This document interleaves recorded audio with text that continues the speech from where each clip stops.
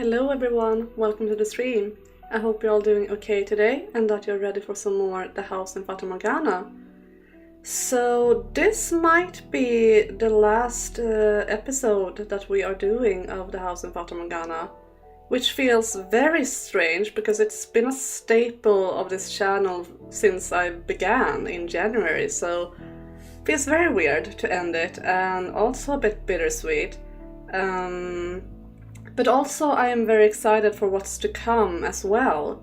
The next game that we are playing after is going to be very exciting. I'm going to talk about it a bit more by the end of the stream. I think I had mentioned it once before, but yeah, I wanna save it until we are done.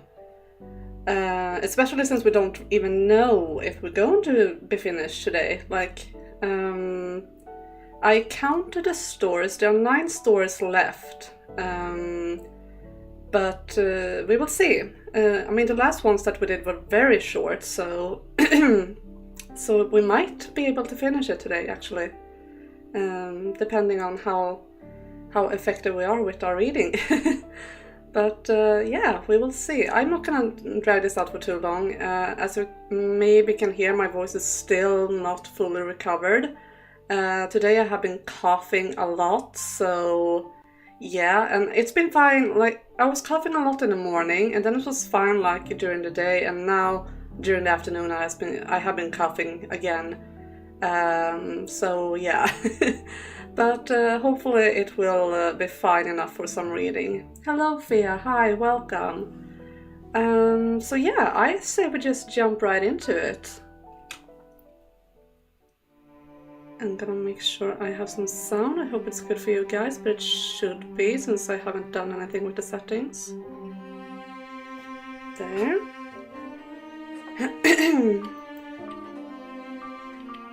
Alright, and we are starting with a ghost of an excuse.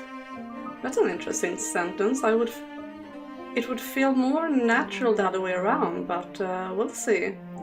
Oh, you'll be coughing all morning too? Yeah, it sucks being sick. And I can't even say that I am sick anymore, I'm just having leftover symptoms, but it's still annoying, so yeah. I feel with you, Fia. Hang in there. Oh, that's a cute picture. Oh, and that's their song. Oh, yes. I'm loving this already. I saw a ghost, Giselle said as she entered my bedchamber. She was wearing night clothes, and the feeble light of the candle in her hand made her look more pouted and scared. I thought you didn't believe in ghosts or anything like that. What do you want me to say? I saw what I saw. And that was supposed to be convincing? Are you sure it wasn't something else? I'm positive. There was a white figure going all woo at me in the hall.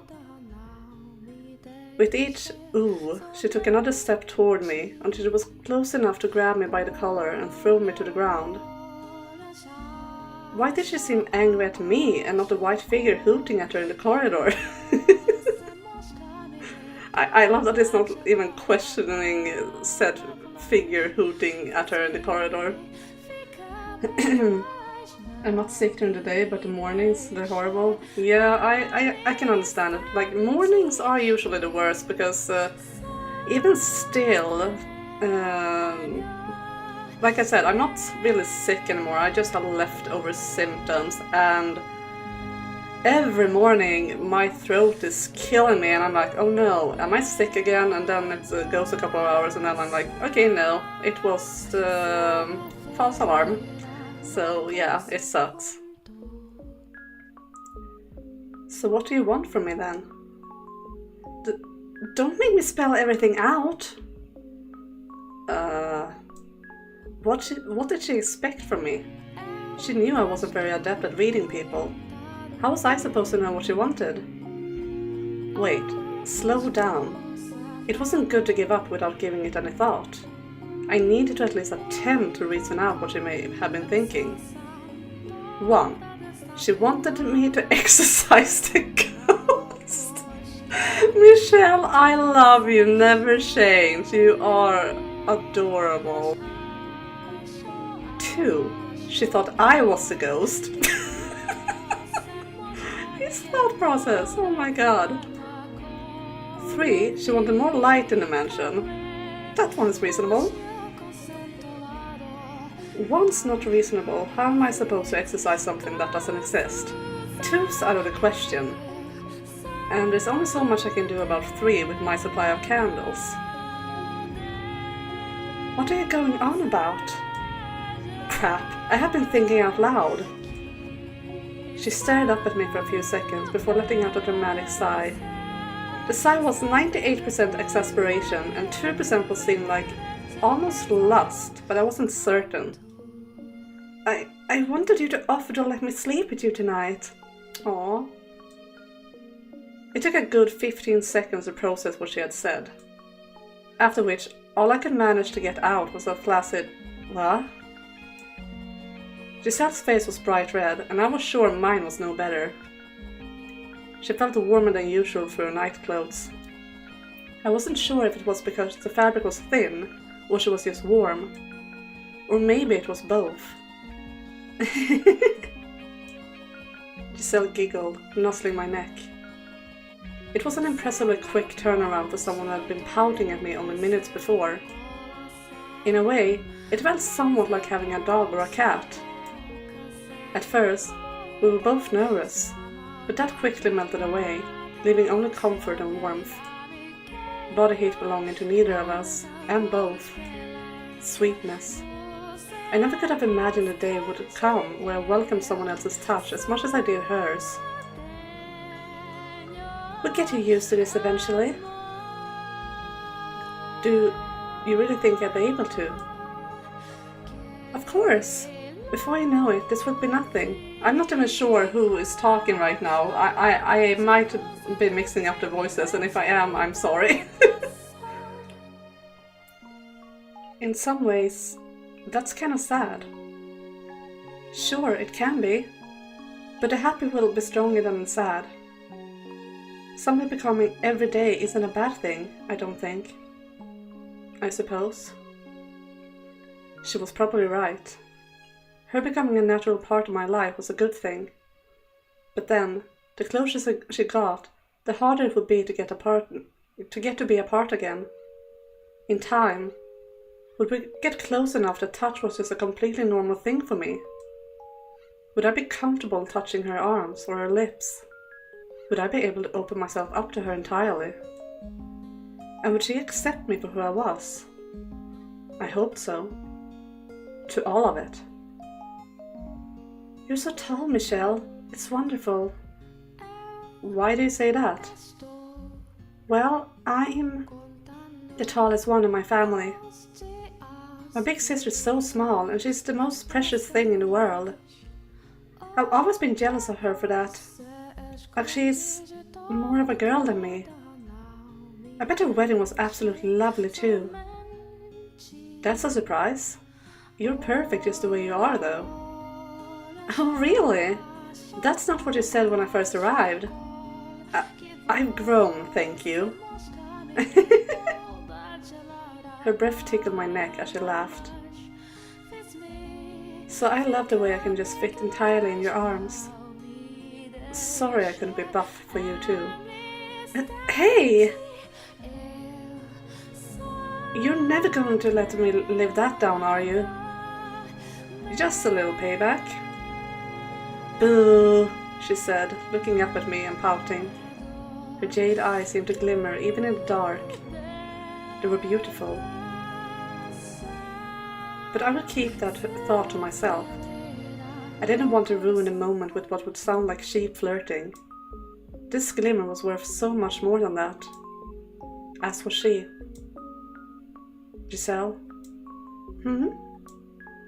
Giselle. I'm so glad to have you in my life. Good night. Oh, that was a cute story. I love them. That was a great start to this. I love them so much. That was almost too short. I could have gone on with that one for the whole stream, honestly. So freaking adorable. And so nice also to like see more of their lives together during the time that they shared in the mansion when they had fallen in love, because we didn't see a lot of it. And that was really cute. Alright, the next page then. But we love sheep flirting. Yeah, sheep flirting can be cute depending on who does it. In this case, I would have felt like the flirting would have been absolutely okay, but I get what he's thinking as well. And also, he's nervous around her still because, yeah, they hadn't really gotten to know each other that well yet. They just recently started opening up to each other, so yeah. Why isn't my controllers working? Hello? Okay, that is working. There, wait. Now, okay. Perfect. Hi there, welcome, welcome. Oh, you were stuck in traffic. That sucks. Yeah, Michelle was flirting with Giselle.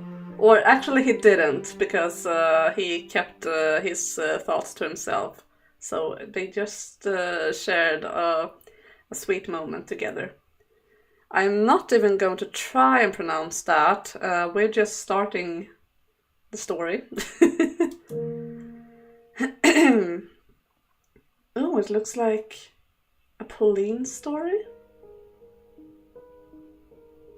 Yeah, that is Pauline, right? It isn't Giselle. Oh yeah, Orlando, yeah. It's Pauline. Are you okay, Orlando? A single flower out of place in that den of body odor and booze charged across the pub to the table at the back where he sat. She had radiant golden hair, as though she carried the sun itself on her shoulders. All the other men paused their drinking and merrymaking to get a look. The flower was out of breath by the time she reached his table. Orlando was a tall, lanky man with thin eyebrows, hardly what one might have assumed that a lady as refined as her would be interested in. I am confused. Golden hair and a possible love interest for Orlando, so it isn't Pauline? Is it perhaps like Pauline's mother? Question mark? Because she got her black hair from her father. Interesting, we will see. And the bandages wrapped around his head, covering one eye, only served to enhance the discount villain image. I wonder... Ooh, wait. Could this be like after Pauline's death? Because he is hurt.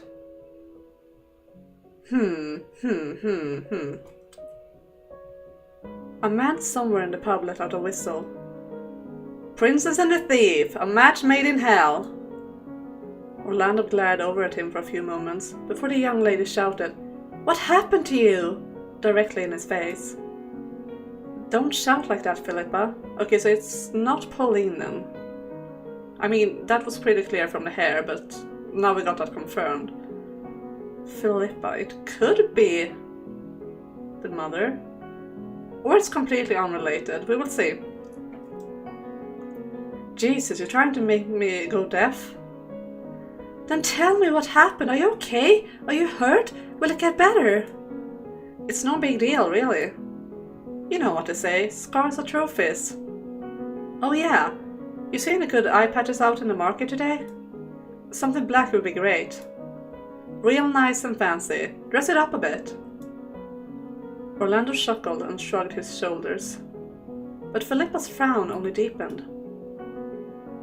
Do you want people to think you're a pirate and throw you into the sea? Philippa pounded on the table in response. In the span of about 30 seconds, she had gone through the entire spectrum of emotions. Sad, angry, upset, worried, disappointed. Listen, Orlando, she said with a sigh. We've been together our whole lives. Don't you think you should have come to see me first? I've been worried sick ever since I heard how things went in Castle. So when I saw the soldiers coming back, I just had to know you were okay. Okay, so okay, so it's probably not after Pauline died, at least. But I'm wondering how this is going to relate to the bigger picture, because we don't really know. Like, Orlando was very much a side character, and we haven't met Philippa before, unless she is like Pauline's mother, but she seems younger here? Question mark? Why would you keep me waiting like that? If Philippa was going to be this blunt, Orlando couldn't continue messing around. She stole a chair from somewhere, threw it beside him, and dropped down into it in a single action entirely unbefitting of an upper-class lady. Then she leaned in and said, So? So what? So tell me all about the Battle of Castle, in detail, to make up for all the time you made me spend worrying. It's no fairy tale, you know. It's bloody and violent, not to mention it was a losing battle. Wait. Now I'm starting to think, okay, this is an upper class lady, so it could very well be Pauline's mother. What if... Because Pauline's mother always told her, don't fall in love with a foreign man, that's just trouble. What if she fell in love with Orlando? But then she married Pauline's father instead, which also is a foreigner, so I mean, because Orlando isn't a Dutch name, is it? No, it isn't, right? Orlando was the guy that Pauline went to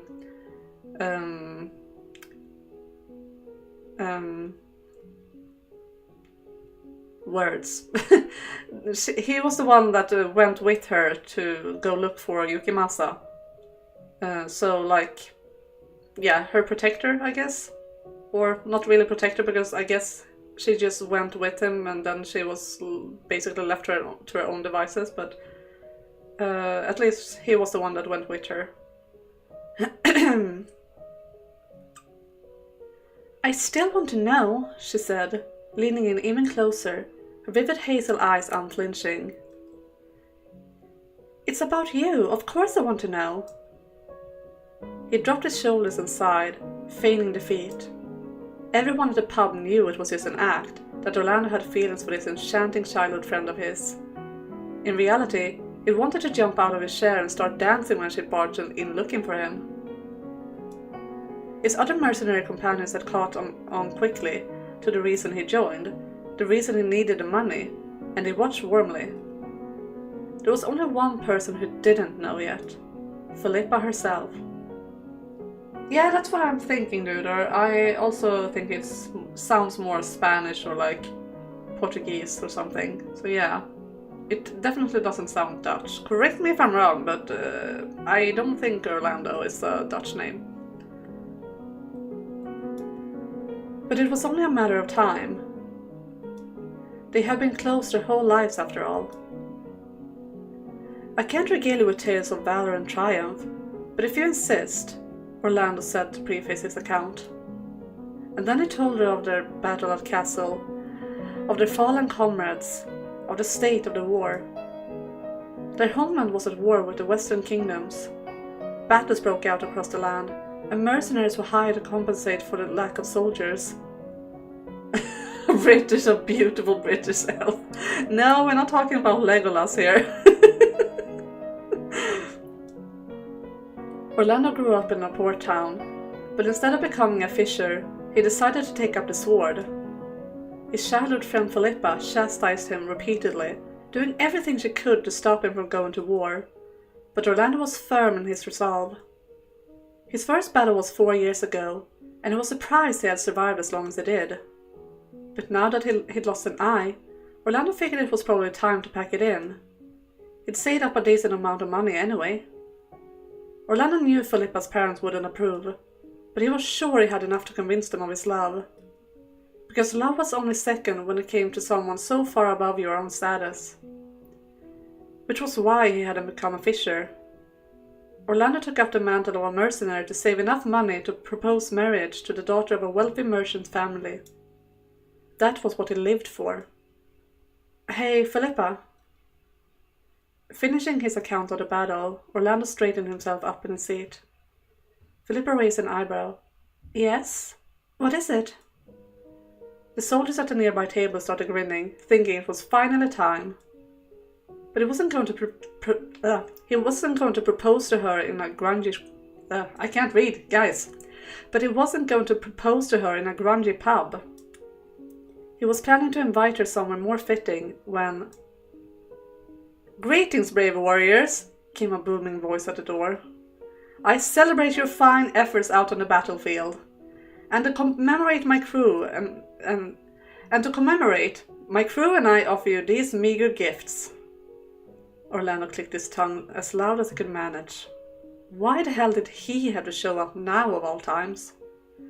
Standing at the door was, in Orlando's words, a yellow-skinned bastard whose face looked like a lizard crushed by a pot lid. Okay, so there we have Pauline's father.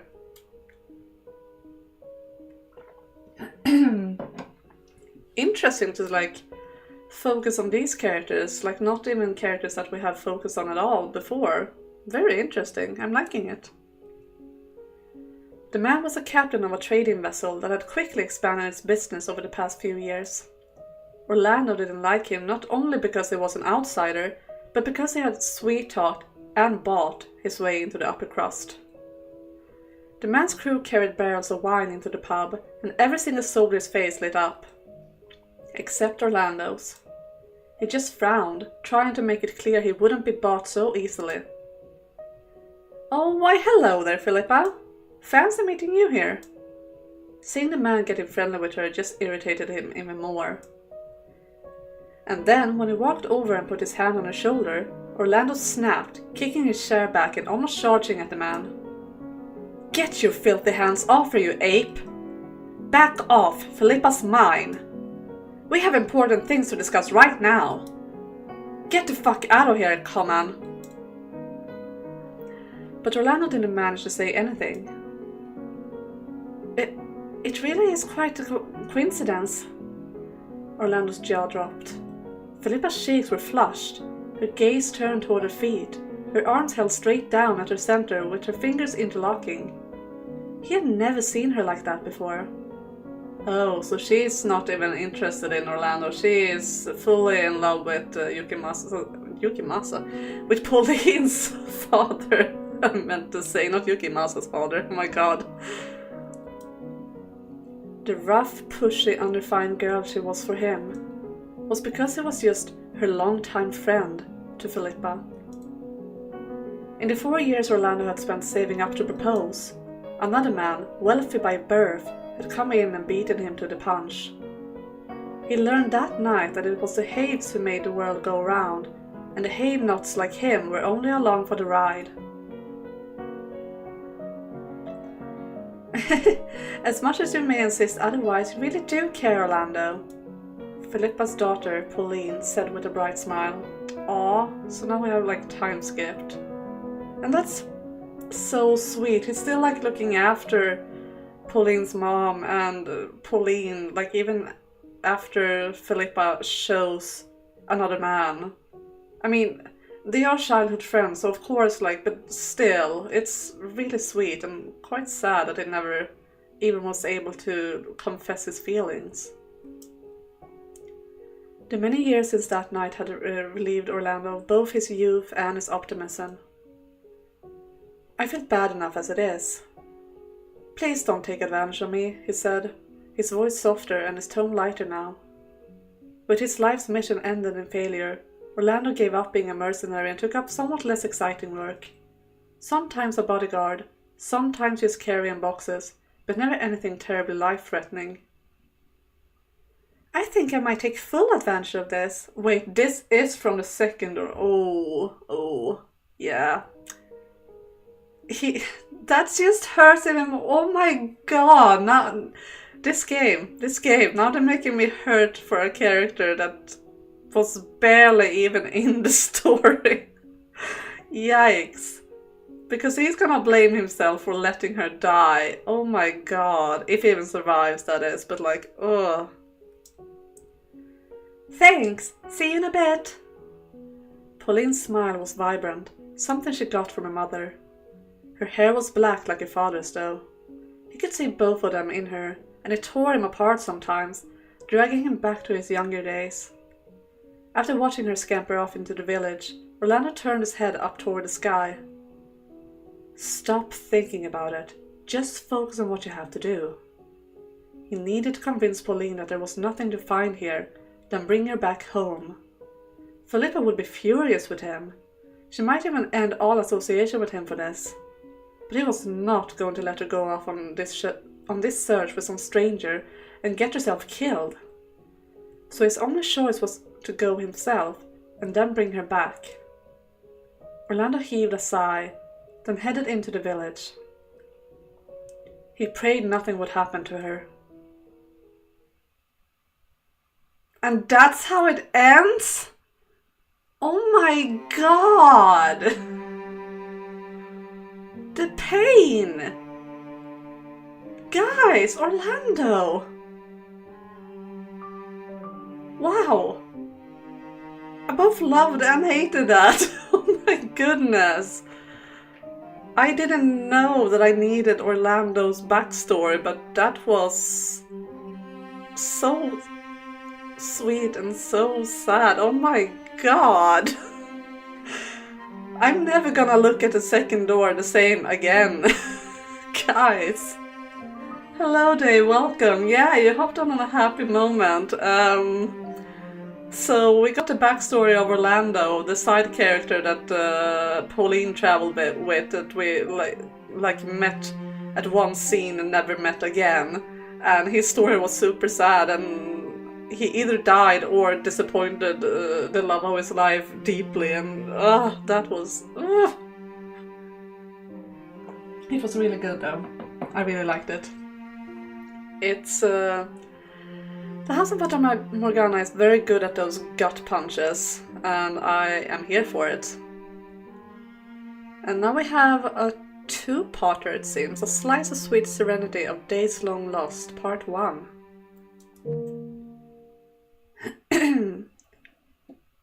And it's Jacob or Morgana this time.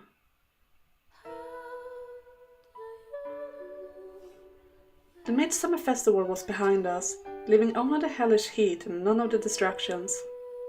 I'd lived here in the slums long enough to not be surprised by the chaos that came with the season, but I never looked forward to it either, particularly the smells. Mostly human smells. Yeah, human smells are the worst. We all need to remember to appreciate our Orlandos, it seems. Yeah, definitely. Both in the House in Fata Morgana and out of the House in Fata Morgana. Appreciate your Orlandos, people. The alleys were where the worst of it was, and there was no peace in our little peacekeepers group when it came to decide who had to patrol them. But even down here in the foulest dregs of the city, there were small pockets of light. Hidden spots where one could enjoy the breeze without worrying about catching a surprise whiff of rotting flesh. One such oasis was a small graveyard, home to those forgotten souls who passed with no family or loved ones. It looked like little more than scattered rocks in the grass if you didn't know any better. And for the past 2.5 years, it had been tended by a single young girl by the name of Morgana. Today, as I had almost every day since she come here, I headed for the graveyard. I've been having trouble focusing recently, ever since coming face to face with my feelings for her. I made rookie mistakes in training, which invited all sorts of teasing from Gratian. Give me a break, kid, you're even worse off than the day we met. I wanted nothing more than to clock him square in the jaw, but I knew he was right. I wasn't myself. And of all things, it was love that was throwing me off. I could hardly believe it. Though in reality, it was less the love itself, and more the age difference that vexed me. Good. I'm never gonna be comfortable with this. I'm sorry guys, I'm just, no. I love them, and I love that they love each other, but I hate that it is romantic love. I hate it. Morgana was 11 years old, Still a child. And I was 21, an adult. Clearly I was out of my mind. Something was wrong with me. I tried to talk myself out of it again and again, but the more energy I expended on the issue, the stronger the feelings became. If we were closer in age, it wouldn't have been such an issue, so why? I had no answer though, only these feelings. And at that point, I had no choice but to accept them. I was in love with her, with a child barely half my age. Jacopo, we don't need to keep talking about it, please. Stop, you're making it worse. If you don't talk about it, we can just put our hand in the sand and just ignore it. No matter how mature she acted, and there was nothing I could do to change that. I knew at least that I would have to wait until she was older to tell her how I felt. I could only imagine how terrifying it would be for her to have a man twice her size and age profess his love. It was out of the question. At least he knows that, so I mean, some plus points to him, but like, ugh. I really question the writers on this, like, why? It's so unnecessary too, like, she could be a little sister to him and it would have been just as good of a story. I really don't understand what they were thinking with making it romantic, because, like, it's clear that they're trying to ship it too, because Morgana is feeling the same for him, but she is a child, so that's okay. So, it's like, why couldn't it have been more familial love? Like, seriously, why does it have to be romantic? I needed to make sure she didn't feel like I was pressuring her into anything, because that wasn't what I wanted. Why does everything have to be so difficult? The closer I got to the graveyard, the more of a disaster I felt. Obviously, I was thrilled to be able to be with Morgana. That wasn't even a question. But my own priorities were quickly shifting from keeping the peace in the slums to caring for her. Thoughts of her had begun to consume my life, though I would never admit as much to her. It was the awareness that posed the biggest challenge. It changed how I looked at her, threw out everything I knew about how to act around her. And Morgana had clearly caught on my recent uneasiness as well. The other day, after a particularly awkward conversation, she had been giving me this burning glare and said, "You seem on edge. What foolishness are you scheming now?" "What are you fretting over, Jacopo? Just act normal. It's not that hard." Breathe in, breathe out. Breathe in, breathe out. Clear your head. I passed by a few makeshift gravestones, searching for that distinctive tattered black robe. It usually wasn't hard to find, with it mostly being grass and rocks here, but I had no such luck today. Is she not here today? Is she not here yet? I know how to read, guys. Deciding to wait for a bit, I headed over toward a tree for some shade. Which is where I found Morgana, her head resting against the trunk. "If you're going to sleep on the job, at least go back to the brothel and do it there," I mumbled under my breath, approaching the tree. "Hey." No response. "Morgana?" But once I got close enough, it became clear I hadn't just stumbled on her slacking off. She wasn't so much leaning against the tree. "Morgana!" As she was collapsed in front of it. I scrambled over to her, dropped to my knees and put a hand on her shoulder, causing her to topple forward, her head falling into my chest. She was burning up. "Hey, stay with me!" Oh, it's you." Her golden eyes glanced up toward me, empty and slightly bloodshot. She clenched her lips together, as if trying to hold back a cough. "I just have a bit of a fever. A little sleep, and I'll be fine." "Like hell you will! We need to get you back to the brothel." "No, I can't go back." "Come again? No, I don't have time to deal with your stupid morals right now." "I don't want to get anyone sick. They're doing their best." So she hadn't come out here for herself, but to protect the girls at the brothel. And you call me stupid? Christ! Not a single person that cared about themselves or Morgana's safety.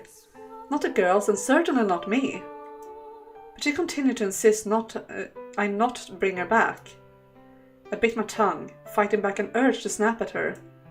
I wanted to say something nice or reassuring, but I was too irritated by her usual self-sacrificing nonsense that I couldn't.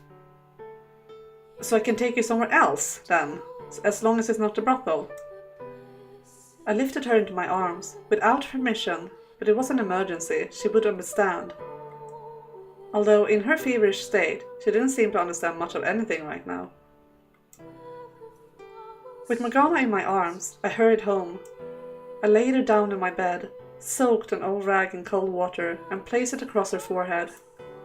It was all I had, but it was better than nothing. I'll be right back, I said, then ran out the door. Next I went to the pub, where I had the barmaid get me some fruit and other light foods. And while I was there, I told a few of my peacekeeper companions about what was happening, asking them to cover for me that afternoon. They laughed and teased, but all I was concerned about right now was getting Morgana better. Next I made my way to the brothel. Maria was still asleep, so I woke her up and explained what was going on. Thankfully, having known each other our whole lives, it only took a couple of minutes to get everything through her half-asleep head. She let out an exaggerated sigh and then said, "God, that girl, she should know better than that by now."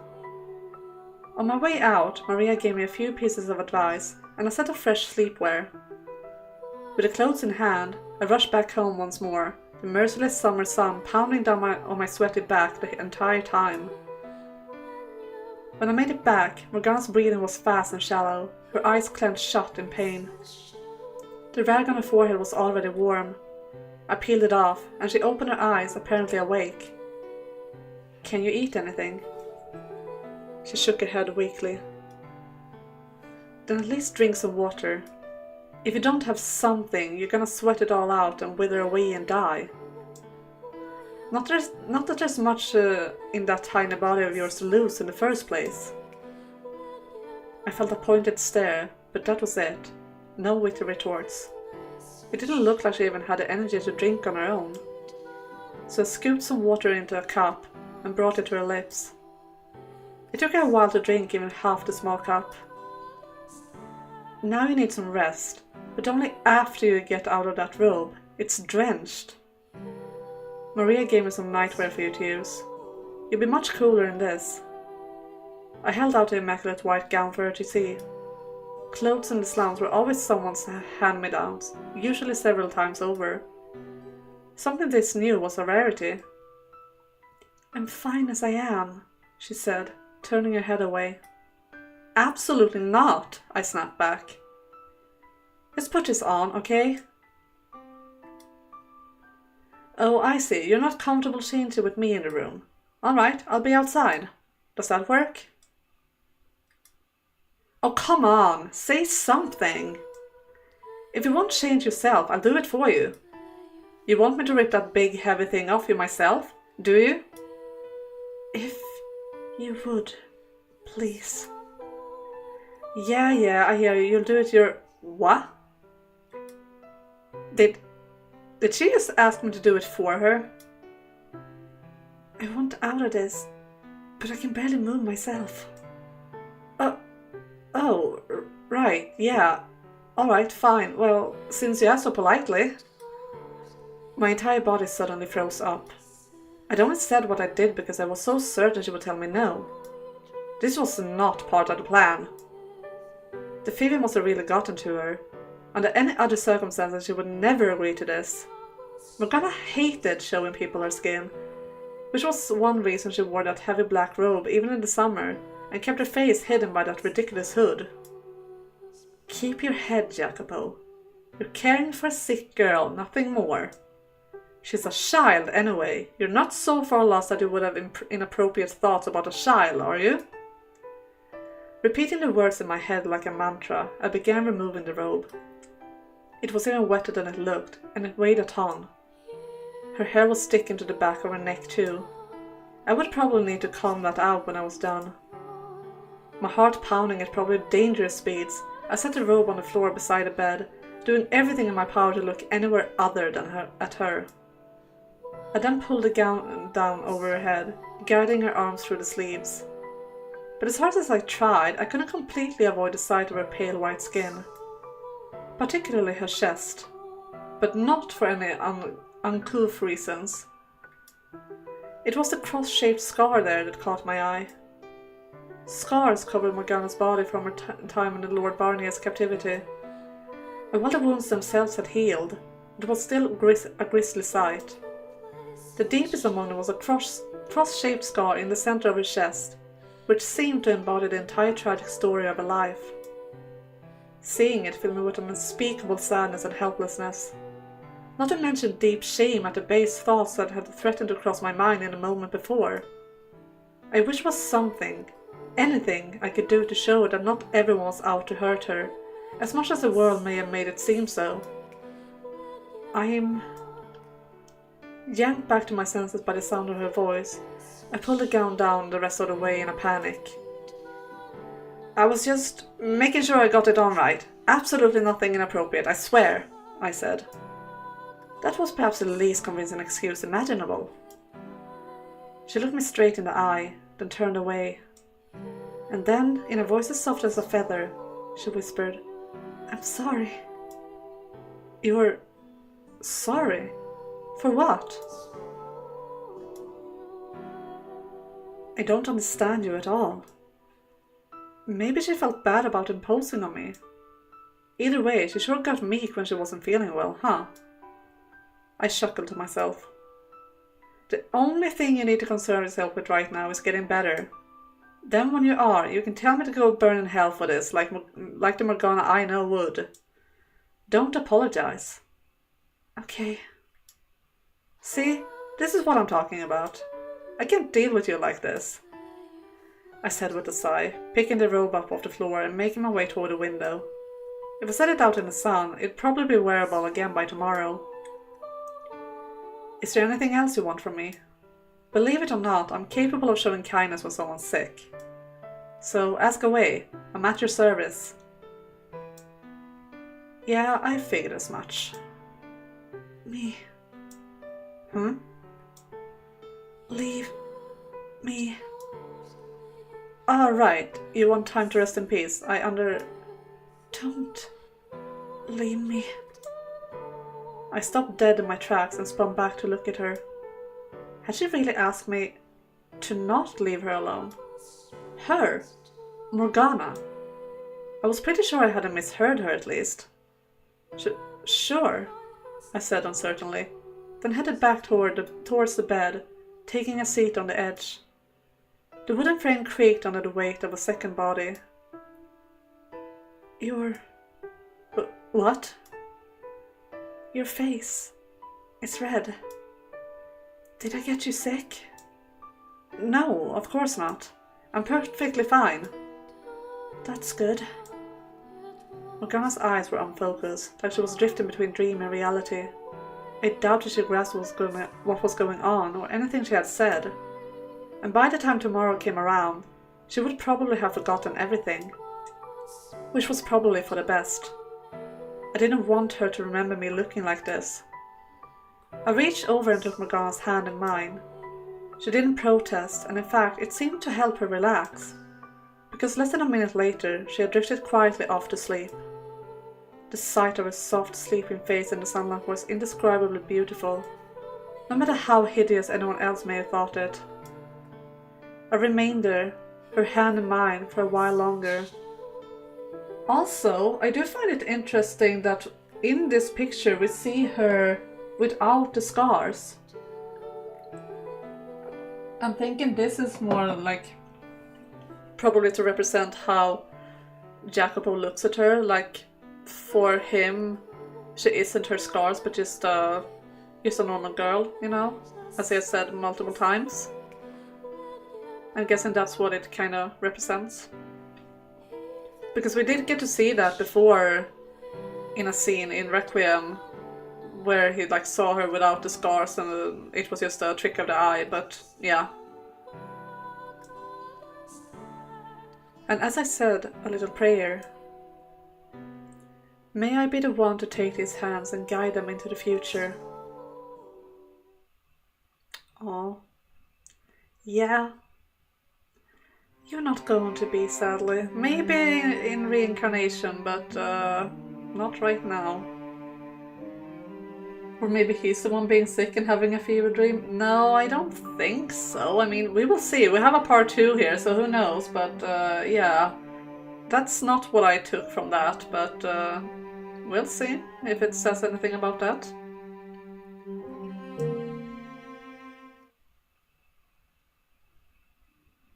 I'm wondering now if we're gonna get from like Morgana's point of view, maybe, since it is 2 parts. It felt like nightmare after nightmare. Dreams of my mother abandoning me. Okay, yeah, it is. Of nobles mocking me. Of that terrible lord drinking my blood. Of filthy men in the slums gagging at the sight of me.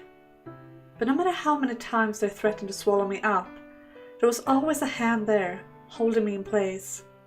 It was a man's hand, large and strong, but soft and gentle.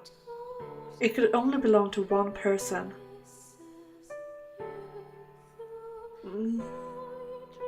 I slowly drifted back to reality.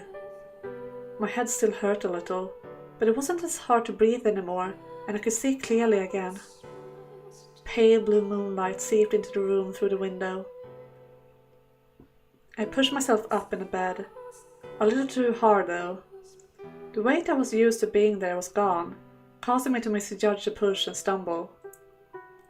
I looked down to find myself in a white robe I didn't recognize. It was light and breezy, and it felt nice on my skin. Lifting my arms up, the fabric made a pleasant rustling sound. My hair had also been let down, the braids undone and all of it brushed. I gripped my right hand shut, then loosened it again, repeating the action several times.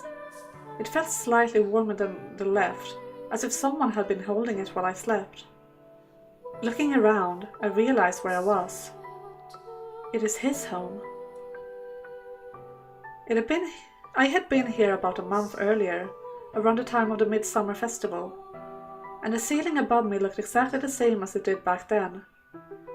Compared to the almost sickly sweet aroma of all the women in the brothel, it smelled almost earthy and rugged here. That alone was enough to tell me it was a man's home.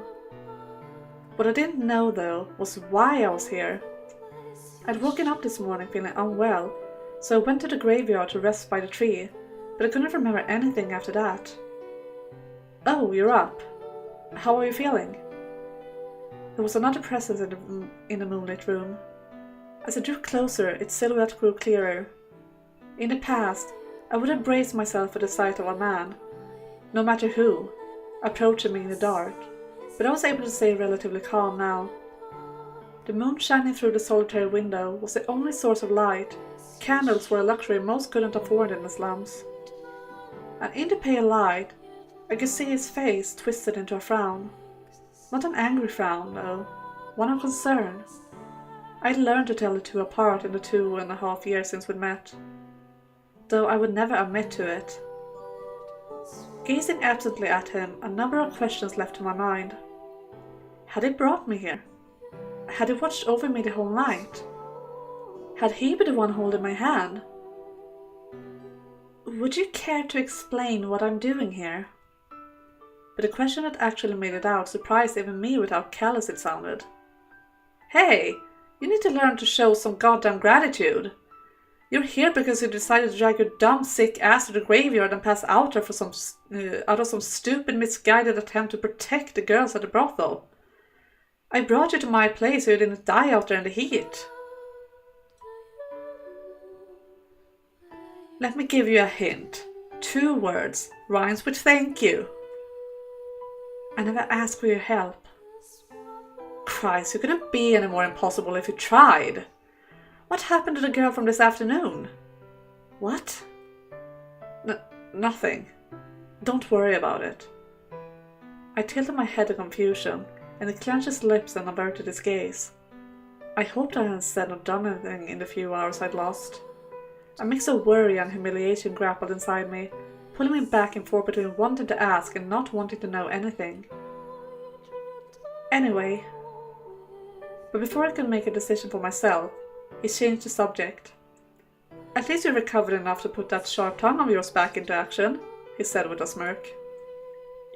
I had no idea what to say. Clearly he had looked after me when I was unable to look after myself.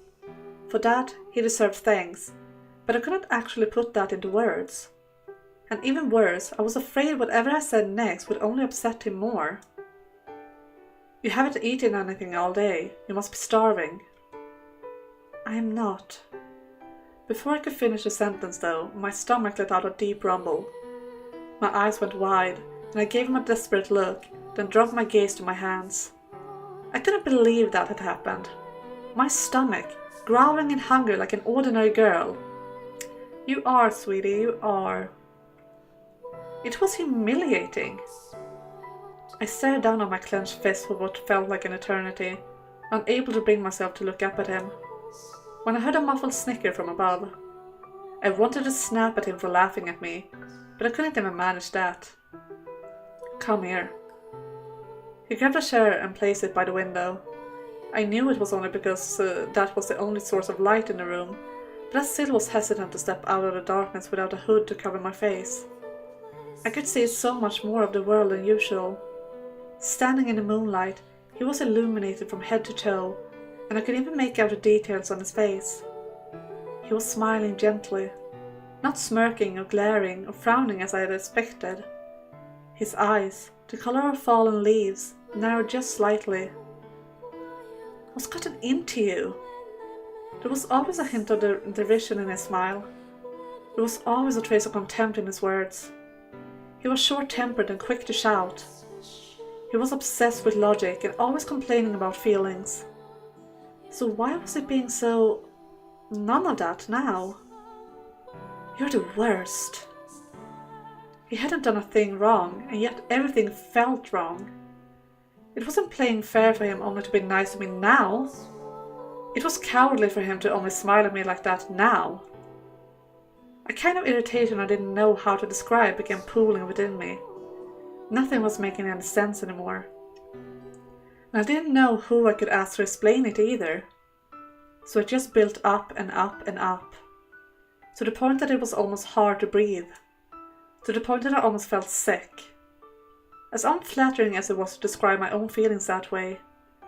But it scared me, not knowing what any of it was. Would I ever have an answer? Would I ever have a name for this feeling?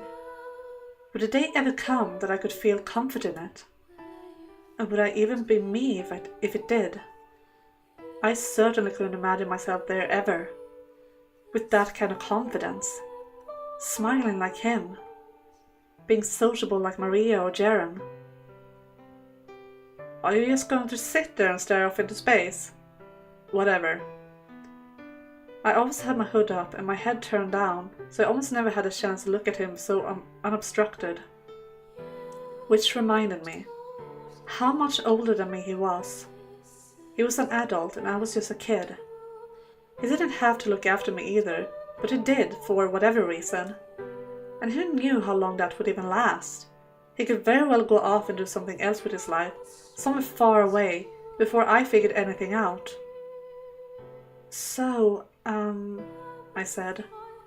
The thoughts just kept coming and coming, almost sending me into a panic. He frowned slightly, tilting his head, and every second I couldn't figure out what to say next, his frown deepened. But his patience never ran out. He stood there and waited. Which reminded me, once not long after we first met, when I still considered him a potential threat, he'd done the same thing. Waited for me to speak, despite not being a patient man at all. In 4 years. What? In 4 years. How old will you be? What? Can't you do the math yourself? Anyway, I'll be 26 4 years from now. 26. Hearing the number put into perspective exactly how far ahead of me he was. By then, he could have a loving wife and children. And why wouldn't he? That was what people did at that phase of their lives. What will you be doing then? Hell if I know. What kind of question is that? I mean, I'd at least like to be done scraping by every day of my life by then. Another 4 years of this is more than I can take. Oh.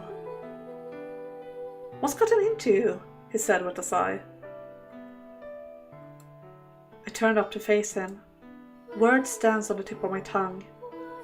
If he could just wait 1 year. If he could just stay here, in this confined life he hated so much, not trying to go out into the world like he loved to talk about. 1 year was all I needed. That would be enough time. That would be enough time to make sense of myself. To convince myself I was a regular girl like anyone else. And to figure out what on earth I actually felt about him. I knew I would just be holding him back. Why should he care about accommodating the wishes of a hideous girl like me? But if he could just wait a year. Just 1 year. Morgana? All I had to do was say it, and it would take a huge weight on my shoulders. But I couldn't bring myself to put those thoughts into words. Not because I didn't want to, or because I was too embarrassed to, but because the act of asking for something still held so much weight for me. Are you still feeling under the weather? Is that it? Perhaps so. Damn. Then you want something light, I'm guessing. I got some fruit from the barmaid at the pub. He stepped over toward me, holding out his hand. It was large and bony, nothing like my own hand. And in it he held an apple, which I accepted with both hands. He managed to get me new clothes and food, which I knew wasn't easy given our circumstances. And as much as he yelled about me thanking him, he never once tried to guilt me about everything he'd done for me. Not him, nor the girls at the brothel. Don't get too generous, I said, carrying the apple to my mouth. I have no way of paying you back. My help isn't an investment I'm looking for returns on. You know that perfectly well. Or are you starting to feel guilty? That's cute, he said with a chuckle. Instead of replying, I bit into the apple. Its sweet juices filled my mouth. If you want to pay me back, just remember to say something nice over my grave. I know you got a soft spot for the dead. Sure. I giggled, holding the apple in front of my mouth so he couldn't see it. That actually kind of hurts. Say something nice to my grave. Yeah. Didn't quite get what he wanted there either. Apparently he still remembered the time I told him, if you want me to be nice to you, go die.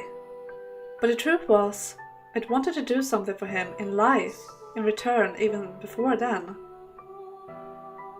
And I hope you live a long life. That way I won't have to worry about showing you any kindness for many years. You're really against the idea of being nice to me, huh? He said, frowning. More than you can ever imagine. Christ, no mercy. But alright, fine, I'll live a long life.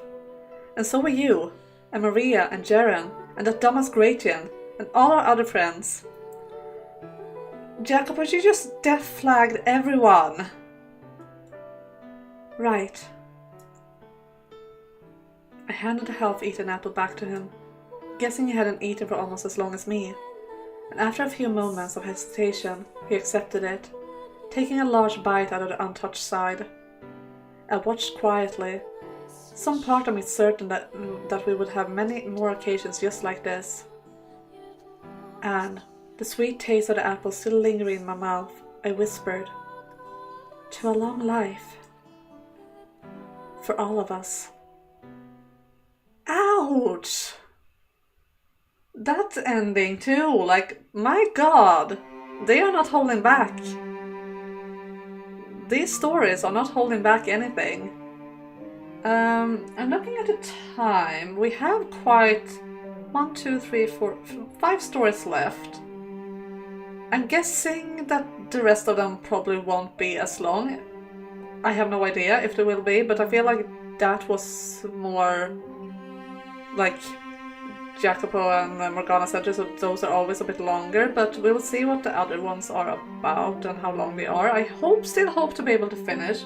We might go a bit over time, but it's fine because I have already showered today, so I don't have to do that. So the only thing I need to do after this is to make dinner, and also I have meet up with my friends afterwards. But it's not yet, so we can still manage to finish today. But I want a short stretcher break because my neck is starting to protest a bit, and also I kind of need to use the bathroom.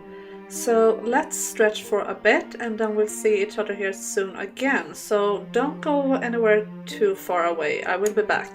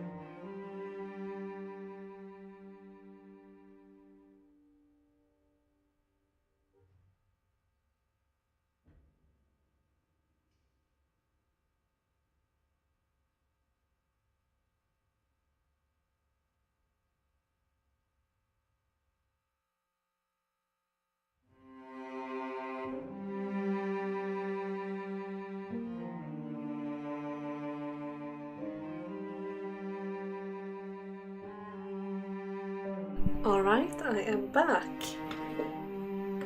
And more ghosts, it seemed. The ghost of Rose Manor. So it's going to be Mel and Nelly Center probably then. Let's see.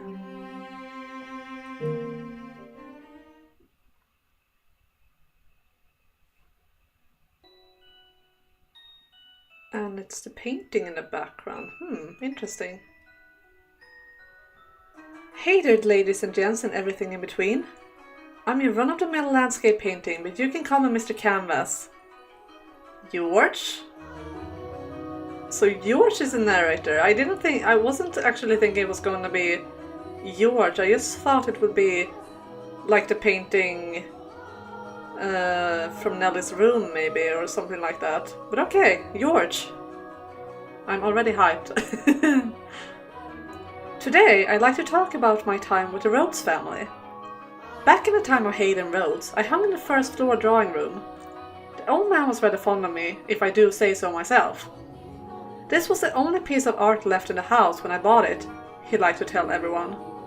But once that big troublemaker of a painter showed up and his work started to fill the house, things got a little disagreeable for me there.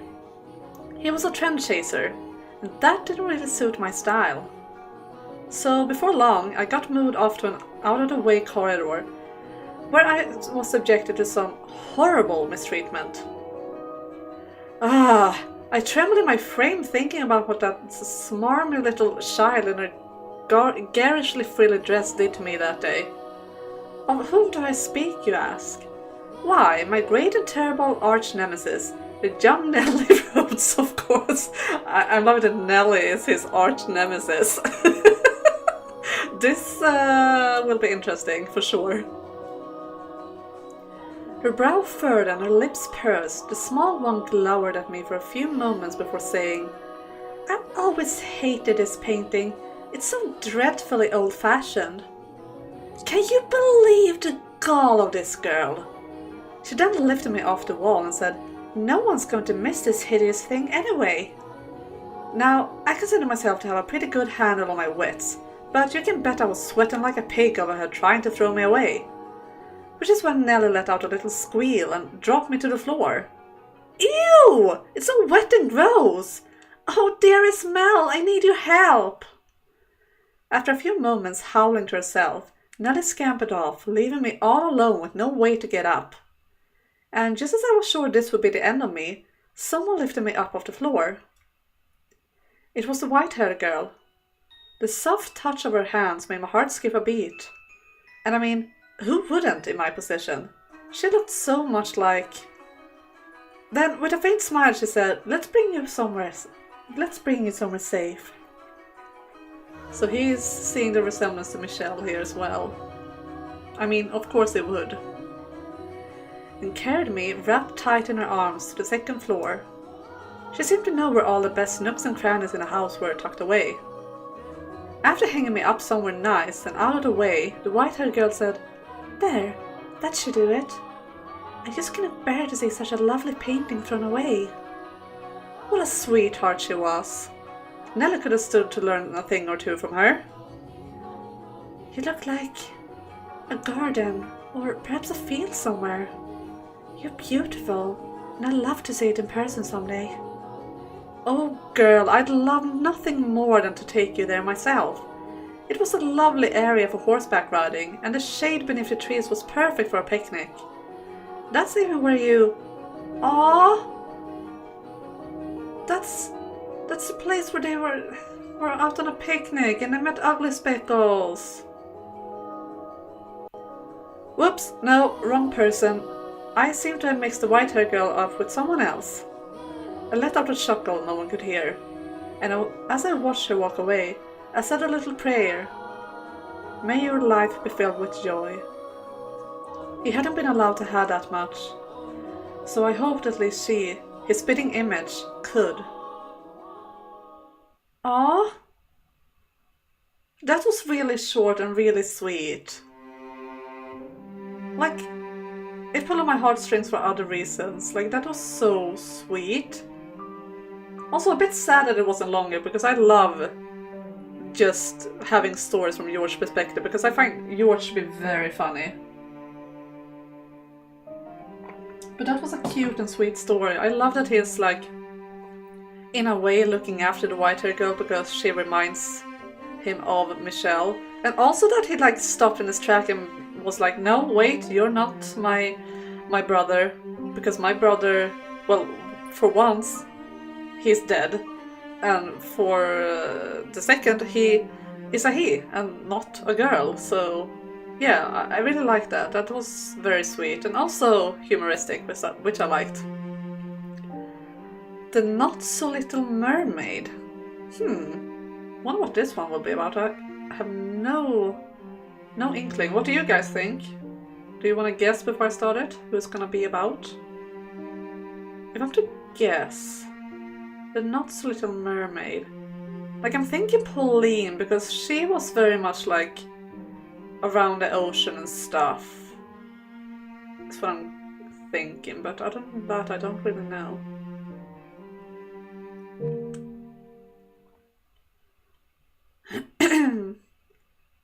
Looks like it could be a beach. And it's Pauline's theme, so yeah, probably Pauline. I think it'll be about a British girl swimming to Sweden. Yeah. It's so hot, I feel like I'm going to melt, Pauline said, flopping back on the ground beside me. She was having nothing but trouble on her search, and it seemed to be taking its toll. It's a first-person perspective. Someone talking to Pauline. Is it Javi? I missed Javi. It looked as scorchingly hot as it felt. The sun hung high in the clear blue sky, shining its light down on us and the clear blue ocean before us. You're wearing 5 layers and your hair is long as hell. What do you expect? Cut half of it off if you're so hot. Yeah, that's definitely hobby. Probably about that jerk on the beach. Don't be rude to Harvey. He's a sweet little boy. Don't you be mean to him. A girl doesn't cut her hair on a whim, young man. Yeah, whatever you say, lady. She was more than a few years too old to be calling herself a girl, and I told her as much before, even if she still acted half her age. And I met another lady in her 20s that seemed so childish. 20 is not really that old though, Harvey, but I get it. You're from a different time with a different perspective, and also kids tend to think that all grown-ups are super old. Like, I have seen this. There's a funny Swedish Instagram page that is like called something like the funniest children in Sweden or something like that, and there was a few kids that got a question imagine your life at 40, and everyone was just like, oh, I'm so old, I can barely see, I probably have a cane while I'm walking, and stuff like that, so, kids. But yeah, it's a different time, so, well, 20 is pretty old when most people don't live past 40. That too, that is also true, so, yeah, I get it, but still. I guess I just have to go for a swim. You what? Turn around for a second, Harvey. Make sure no one comes this way, okay? Pauline said, undoing her top. What? Hey! I said, my voice cracking. It happened so suddenly, I barely had time to process, so I just did the only thing I could think of, what she told me to. You can look now. I can look? My ass? I wanted to snap about 1,000 things at once, but my irritation fizzled out at the sight of her playing in the water. Her feminine curves, less pronounced but still distinct through the water. Her white, mostly untanned skin. Her long black hair bouncing in the waves. It was a lot for me to take in. Damn it. At best, I was like a little brother to her. And at only 14, I was most likely just a baby in her eyes. Stupid sheltered woman. You don't understand what guys are really like. Huh? Did you say something, Harvey? Nope, you're just hearing things, doofus. Hold on. Didn't she say the man she was searching for was her lover? Then maybe she really did understand guys better than I thought. It kind of pissed me off to think about. Ugh, I hate you, Pauline, I muttered under my breath. I'd still never called Pauline by her name to her face. Oh, that was the end of it? That's also really short. Wow! The stories really are short now. We are probably definitely going to be done. I mean, that was 2 stories in 15 minutes, so... Most people did, though. The reason the life expectancy was so low back in the days was because of child mortality. Live past 10 and you probably get to 60. Yeah, also true, I guess. So, yeah. But I mean, Pauline is acting rather childish. Like, even if 20 isn't that old, she has always had this, like, naive view on life and everything, so yeah, she is a bit childish, even like for a 20-year-old, I would say. But yeah. But still, I just found it a bit funny that how it was like, oh no, but you're an old lady because you're 20. Like, shut up. That short basically could show how Pauline isn't quite normal either. Yeah, she isn't. She is, yeah,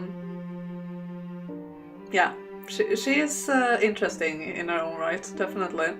But I like that story. That was cute, and we got to see like a bit of Javi. I felt like that one could have been a bit longer. Maybe it felt very abrupt, but I still think we got to see. I mean, we got it hinted at in the second door that Javi might have like romantic feelings for Pauline, but here we more kind of gotta confirm like he's a 14-year-old kid with a crush. And I mean, why wouldn't he have a crush on her? She's gorgeous, she's kind, and she's acting a lot younger too, so like, I feel like he probably can connect to her in a lot of ways, even though he's trying to act more grown up than he is, so yeah. Pauline is super cute and sweet, but has all kinds of issues. Yeah, she really does. And I haven't really seen that before, because I mean, I obviously have seen her as kind of naive, but seeing her in reincarnation and her reaction to everything there, I was like, oh, yeah, she is just as messed up as her boyfriend, just in a different way. So I will definitely take that with me, and when I eventually will reread all of this, I will look at it differently. It would be interesting to return to the second door, especially. Like, the second door is very interesting the more you read it, always I feel, because I see more things, but definitely now with both Orlando, with his whole backstory, and now like also knowing that Pauline is a bit strange as well, so it will be interesting to reread it and see that in that light. She had too little of a part in the game to get into her personality.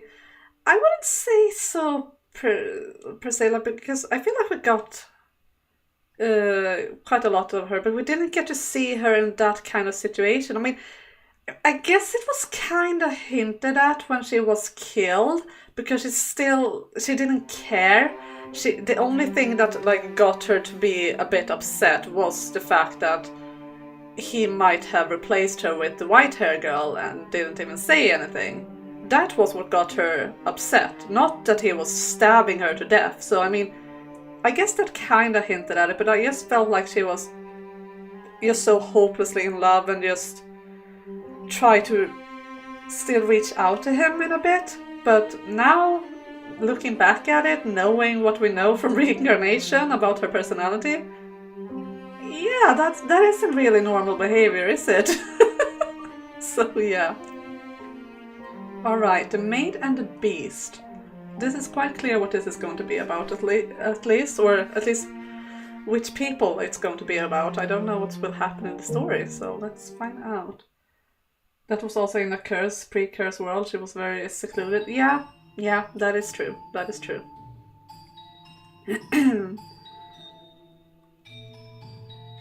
As soon as I started learning how to talk, the human woman began bombarding me with questions.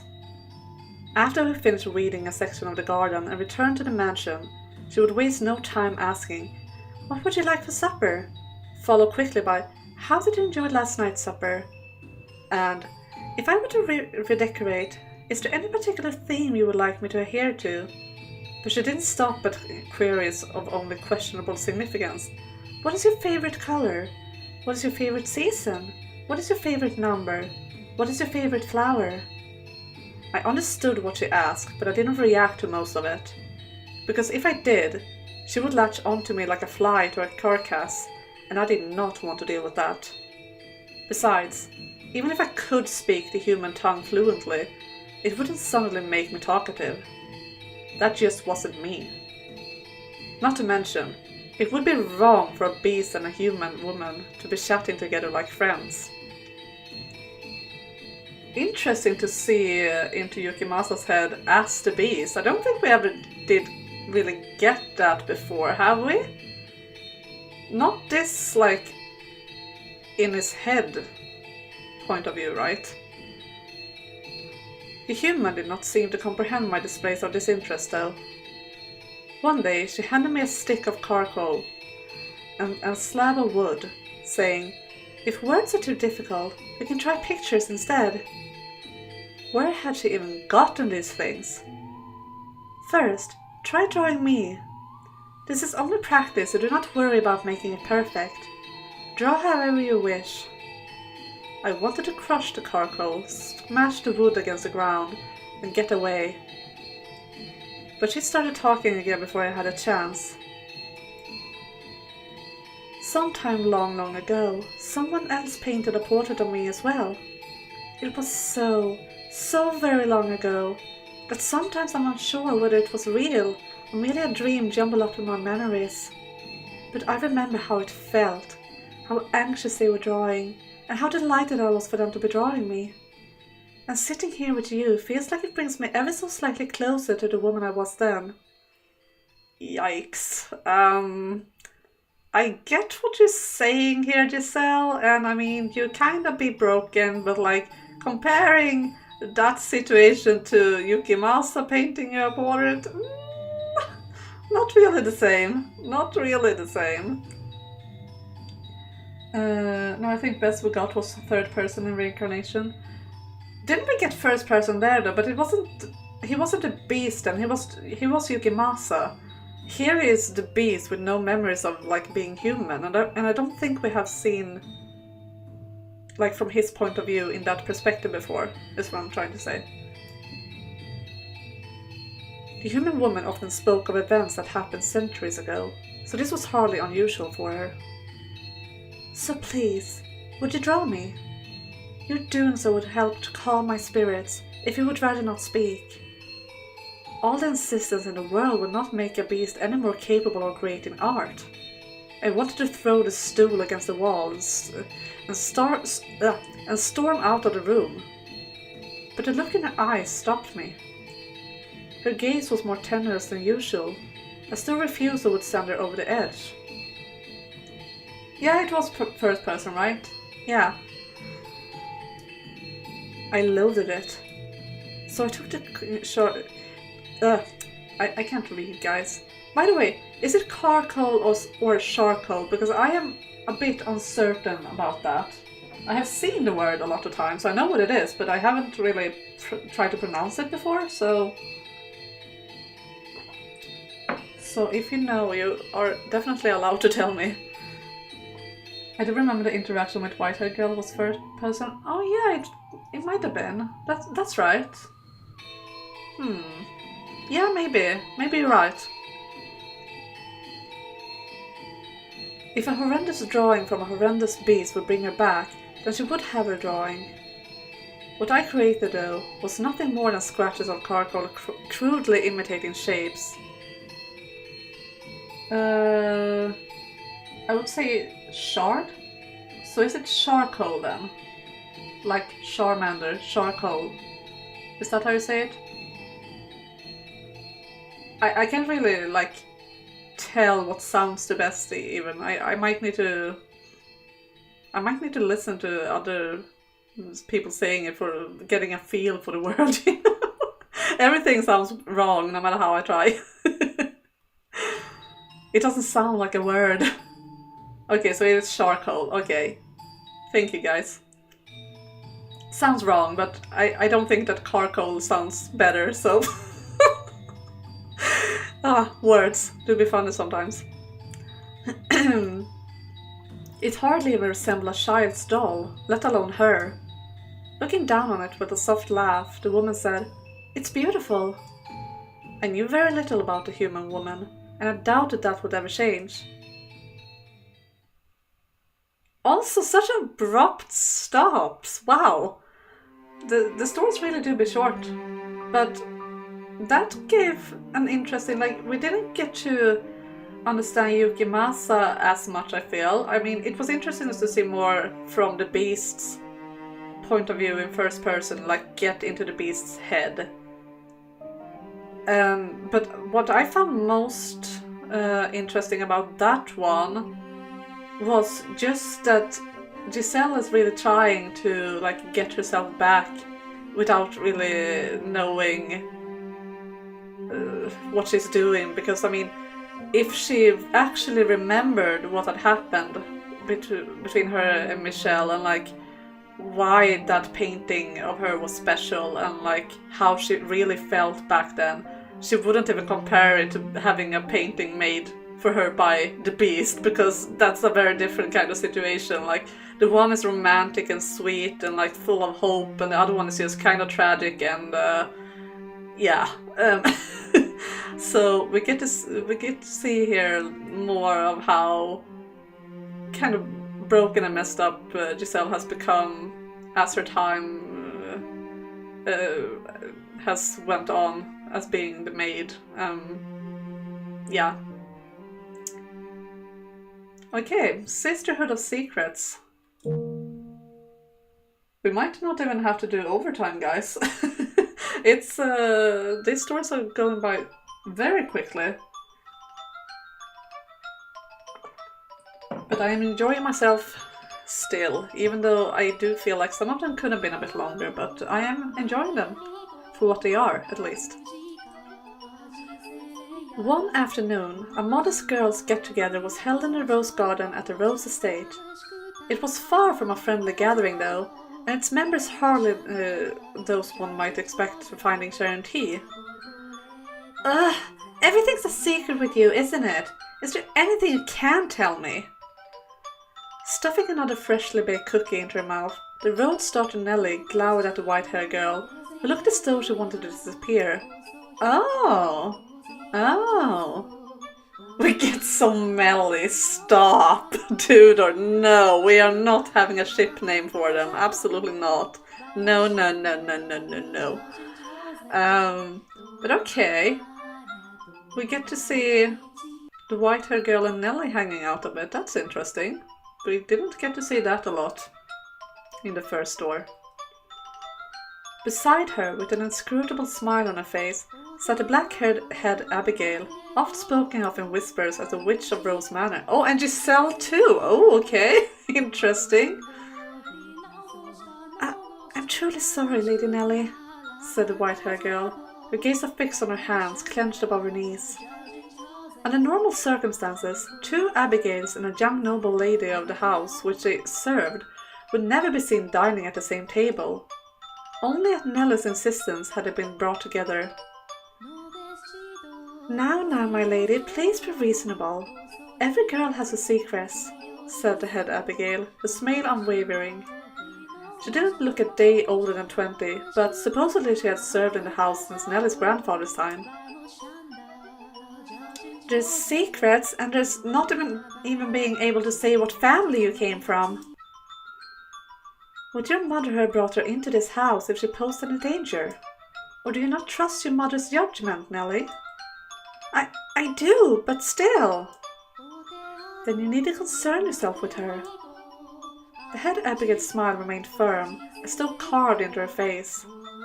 Nellie pouted, seemingly stripped of the energy to pursue the subject any further. I do like it here that we see that Giselle is kind of protecting the white-haired girl, because she still thinks that this is her Michelle, so she is very protective of her. I mean, she might have been still, even if that wasn't the case, but I feel like she is extra protective of her because she thinks that it is Michelle. So instead, she raised a new topic of conversation. Okay, fine. Let's talk about something that isn't a secret. Like, what is it in someone that makes your heart flutter? Nellie leaned across the table, her face practically in the white-haired girl's. But the only response she received was downturned eyes and bitten lips. Fine, you don't have to, said Nellie, turning toward the head Abigail. But in her place, you do. It had struck Nellie that in her entire life she had never heard so much as a whisper about this woman's private affairs. The head Abigail was rather pretty, though, but she imagined invited men's advances quite often. What makes my heart flutter, you ask? Let us see. I am rather fond of pearly white skin, unusual eye colors, an ethereal... Pardon me, I really must be going. The mistress needs my assistance. Good day, said the white-haired girl, scrambling from a chair and back toward the mansion. Oh my god. Yeah, that was quite a telling description there. And considering how how forward Giselle was toward the white-haired girl when they first met, she might think that there's stuff going on there. To which the head Abigail gave a softly sinister laugh. Does every woman in this house have some deep dark secret? Thought Nellie. And it would not be long before she realized that she too could count herself among them. Yeah. Wow, okay, I like that one. That one was interesting, definitely. That description though was like so... It was not even... She wasn't even trying to hide it, like she was just blurting it out like, yeah, I am interested in you. Because she thought that she was, because she thought that that was her Michelle, so I mean... Wow. The maid got some balls, that's for sure. Okay, this is the last one. A cup of kindness. Let's see what the final one would be about. Okay, we're in the den. So, Jacopo, probably. For you. Oh! A cup of kindness. Could it be like the white-haired girl and Jacopo maybe? Because the white-haired girl used to try to give him tea. Could be. Maria was lounging in the kitchen with some of the other maids after a long day, and out of the blue she was summoned into the hall by the master of the house. Or not, maybe. We'll see. He shoved a paper bag branded with the name of an expensive restaurant into her hands, and the pieces fell into place. He'd gone out with the mistress today, and had apparently decided to bring a gift back. She poked at the bag, rustled it, shook it a bit, trying to guess what was inside, to no avail. What's in here? Like nuts or something? It's really heavy. Close. They're beans. Coffee beans, that is. Oh, she said. And then after a pause, I appreciate it, but you could have just given them to the head maid. Why would I do that? They're for you. The girls get suspicious if I suddenly started drinking expensive coffee, so you're better off making it a gift to everyone. Last thing I want to deal with is a bunch of spiteful women. With a disappointed frown, Jacopo said, I'm sorry, I didn't think it through. Jeez, was the sky gonna fall tonight? Jacopo was never this meek. He must have had a pretty damn good day. A little while later, as the rest of the maids had begun dispersing into their chambers, this time the mistress came to visit. She was dressed in her nightwear, her hair down, her makeup removed, and she was just as preternaturally beautiful as ever. The white-haired girl could be dressed in rags, and she would still be prettier than most girls. Sorry to bother you so late, she said, fidgeting. There was something I wanted to talk to you about. What's up? I'm all ears. The white-haired girl let out a sigh of relief, a smile spreading across her lips. Well? By the time she finished, Maria was almost on the floor. Holy shit! What are you two, 12? She said, completely forgetting her manners. Evidently, the master and mistress, newly weds though they were, had yet to bed together. Maria knew they had a lot going on and hadn't managed to consummate the marriage on their wedding day, but still, there was no excuse for this. Not to mention, she's the one coming to me for advice. God, he's completely useless. Maria let out an exaggerated sigh, shaking her head. But she caught sight of the bag of coffee beans, which gave her an idea. Alright, how about this? I'll make you this great cup of coffee, and you take that and... A smirk spread across Maria's face as she imagined the look on Jacopo's the next morning. Oh, this was gonna be good!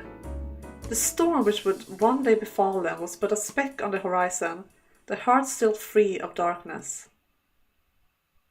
Aww. I don't really like to see Maria that way. Like here she, like in this story and the one before that one in the coffee house, she was still like the Maria we know and love, without being fake, without wanting to like ruin Jacopo.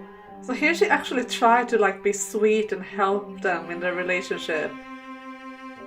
And that last sentence, that storm that was brewing was a long way off. Like, yeah, wow. Makes me want to read The Third Door again. Like, reread. Like, these stories that made me want to play the game again. Which I'm not going to do because we have other plans, but yeah. I'm looking at the time. We still have some time left, so I'm thinking that I might want to... We have some extras here, and I did check. There's some pictures I want to go through. I want to like remember, because I feel like we have a bit time left, and I don't want to end as abruptly as the stories did. I want us to savor this moment a bit. Also, this art is gorgeous. Look at that. That's absolutely beautiful. But I kind of want to take a look at the CGs that we have been through, like remember what we have gone through, because it has been a long journey. And also I sneak peeked and I saw pictures that I didn't recognize. I didn't take a long clear look at them, I just noticed that they were there. So I kind of want to look at that too and see, just remember a bit, and also like appreciate the art together. So yeah, let's do that if you guys are interested in it. Considering she didn't even go that far pre-curse, so we know curse had at least some to do with her plan. Yeah, I feel like the curse really controlled Maria a lot in the Third Door, because she was still... I mean, she did want to kill him, but like it wasn't as nefarious as in the Third Door. Like she was very evil in the Third Door, which she wasn't in her first life. I don't want to end as abruptly as the story did. Would have been a great moment to end this. Bye. Yeah, no, I'm not doing that to you guys. It has been a long journey. I want to end it properly, so let's go down memory lane for a little bit and end it with looking at some nice new art before we stop, because we still have some time. So I feel that would be nice, because it's more fun to do it together than me doing it by myself. So yeah, I wonder if I can... Yeah, we can... Okay, so that is next, so let's hide this. This one is absolutely gorgeous. I love this one. This one... It's filled with so much memories for me, because I still have this picture on my Instagram, and it's like the memories of my first stream just floods to me when I see this picture. Like, it's beautiful, and it's such an upgrade from the original art as well. Like, I don't know how many of you guys have seen the original art. I know Dudor has, probably, right? Because you did play the PC version, I think. But yeah, it's so beautiful with the roses, and the hair color is so vibrant, and like her dress and everything. It's a beautiful picture, but for me personally, what this reminds me of is my first stream, and that fills me with so much joy, honestly. I'm so torn, I need dinner, but also on the last battle in this game, aww. I mean, is it like a turn-based game? Then you could pause in the middle of it, I guess. If not, then that's the problem. And yeah, Nelly do look so sweet here. This is before we even know what she is all about. I mean, she is sweet. She's just a bit intense. And yeah, the curse made her go a little bit more cuckoo than she probably would have otherwise. Oh, no, I didn't mean to do that. Stop. Wrong button. I wanted to hide. And this one too. Like, here we thought that the maid probably was the witch. At least I thought that when I first played, and I know Fia was suspicious of her for a long time as well. This also is so gorgeous. Yeah. And this one as well. I remember when I played this the first time, I was so certain that she was a vampire. Like, I was so sure that she was. So when she was like strangling him, I was like, oh, I see.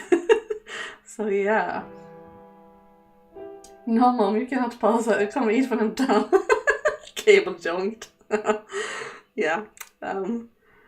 It is, but also not sure if I'll be able to finish before we're supposed to meet. Ah, okay, I see. It's a long battle then. Yeah, Giselle was very sus. I agree, she was. I mean, she was broken by then, so she even herself thought that she was Morgana, so I mean, that might be why. And this one is just sad. Like, this is when Nellie was attacking her. I love watching the white hair girl, by the way. She is so beautiful. Like, all CGs with her in it are just, so good. And this one. I love this one. This is one of my favorites, because this one is so... It's so iconic, honestly. And like, I'm going to remember this one, and then when we get to reincarnation, just remember this one, because this is so good. And the scene with it, like with the thunder and the music, and then like the flashing image, and then she just is there. It's just, it's so good. And then we have this one. This one is just sad. Yeah. And then we move on here. And I still find it so interesting how, like, this is why I think that the visual novel media is so good for the house in Fata Morgana, because it really takes advantage of it.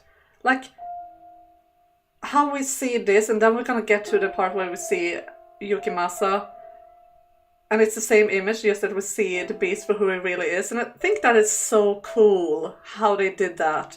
Like, no one was really expecting it, I think. I didn't. I mean, some people were probably smart and thought it could be that way, but they really fooled me with the flashing of his sprite, and then we thought that, oh, that's the merchant, that is Pauline's lover, he got murdered, because that's who we think it is here. And I mean, looking at it, we don't see his face, but it could very well have been Yukimasa here. So yeah. Yeah, she really did look like a villain there. Nelly gone wild, yeah. Giselle was sus, but I felt like she wasn't a witch. I wasn't 100% sure, of course. Yeah, I was not certain either, but I was suspecting it because she was very sus, and it would have made sense, so... There's more to this, was my thinking. Yeah, but you are very smart, eh? As I've said multiple times. You are very, like, logical and good at putting pieces together, I feel. I am a bit more of an emotional reader, so like I was just along for the ride, but I definitely felt like she was sus the way she was acting. And then when she like was in that part when she went past the mirror and like just got blurry for a while, like yeah, she very sus.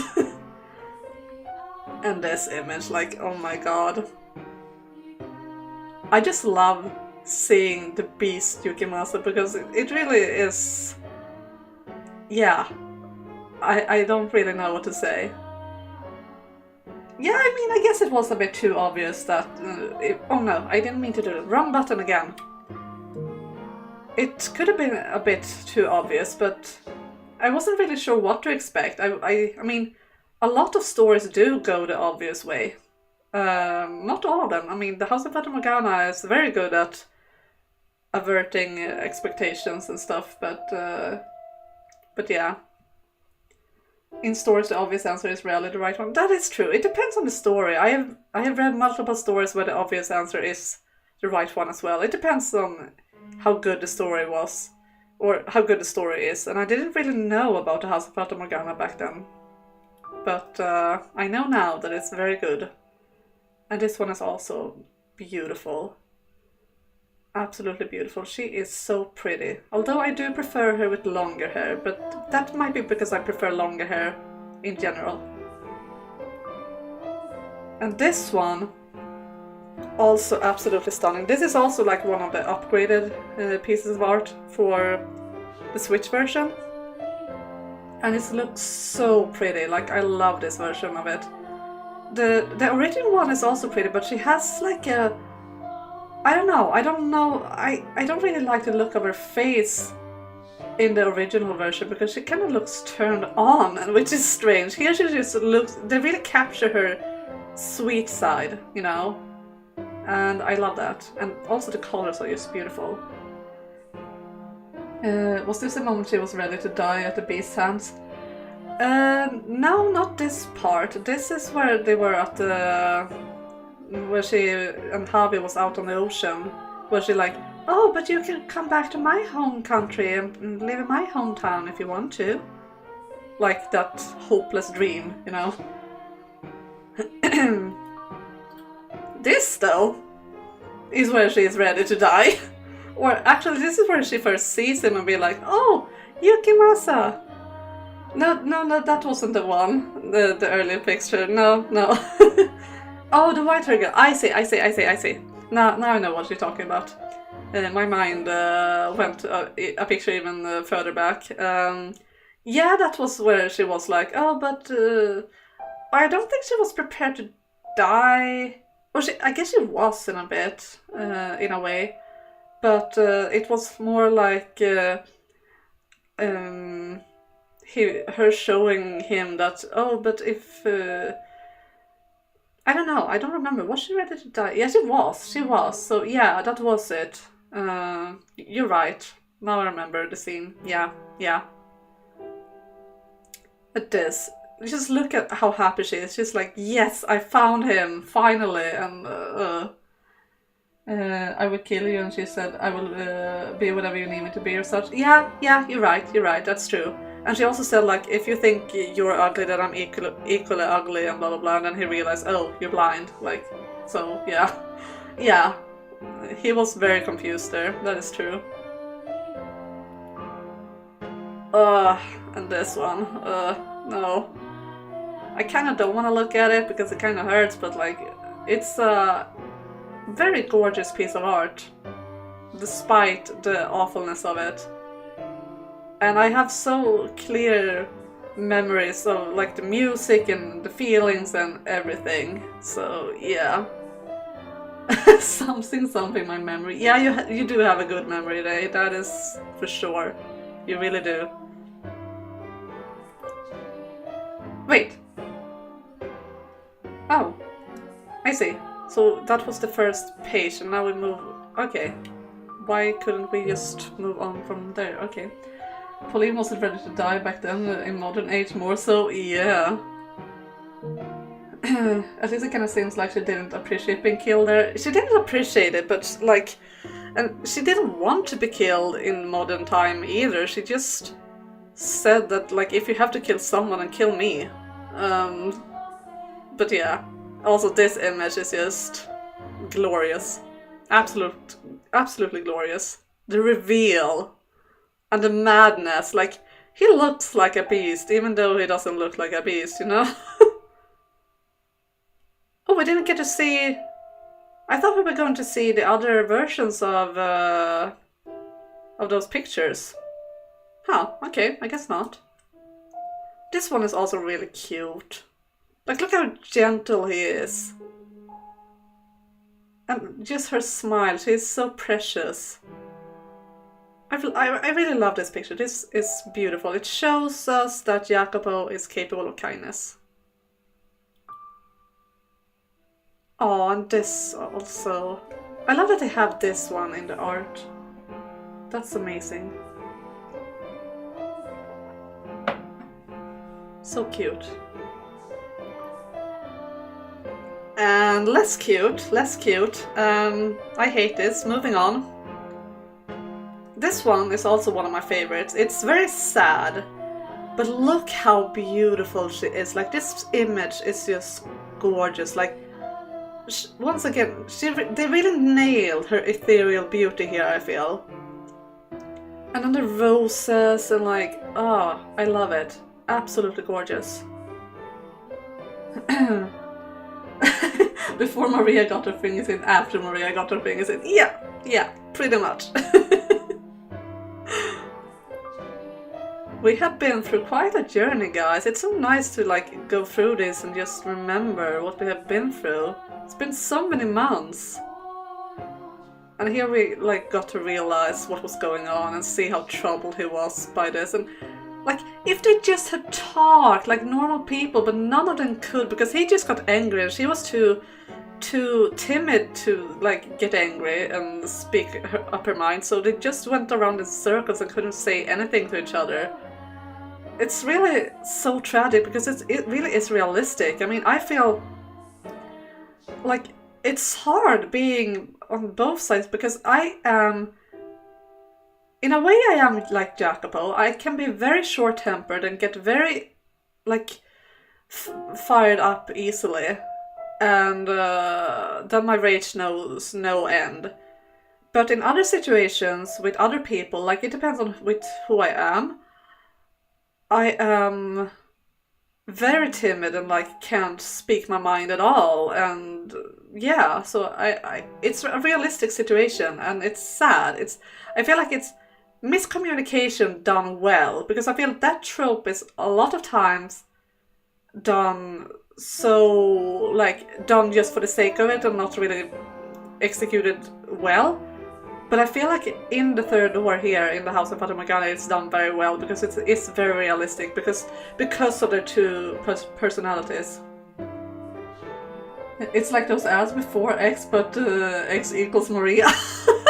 Yeah. And this is so cool. Her hair looks kind of strange in this one, not gonna lie, but other than that, I mean, look at her outfit here and like her pose and her facial expression, like, yes, queen, what you've done is awful, but I get everyone who finds her hot here. I do get it, because yeah, she is slaying in this picture. And here she just kind of looks insane, but I mean, she is insanely happy that she succeeded, but then she didn't, and well, yeah. Her evil reveal moment, yeah, and it was so good. Oh, like, God, I hated her, and I was stupid. I should have seen it coming. Going through 2 of the stories already, I should have seen it coming, but I didn't. I was like, no, but Maria is a friend, la la la. So I was just as betrayed as Jacopo. I was like, oh shit, like, yeah. She looks like she should be wearing a clown hat. No, I don't agree with that. No, I don't. Oh, and this one, from the fake door. She looks so precious. Again, they really capture her ethereal beauty.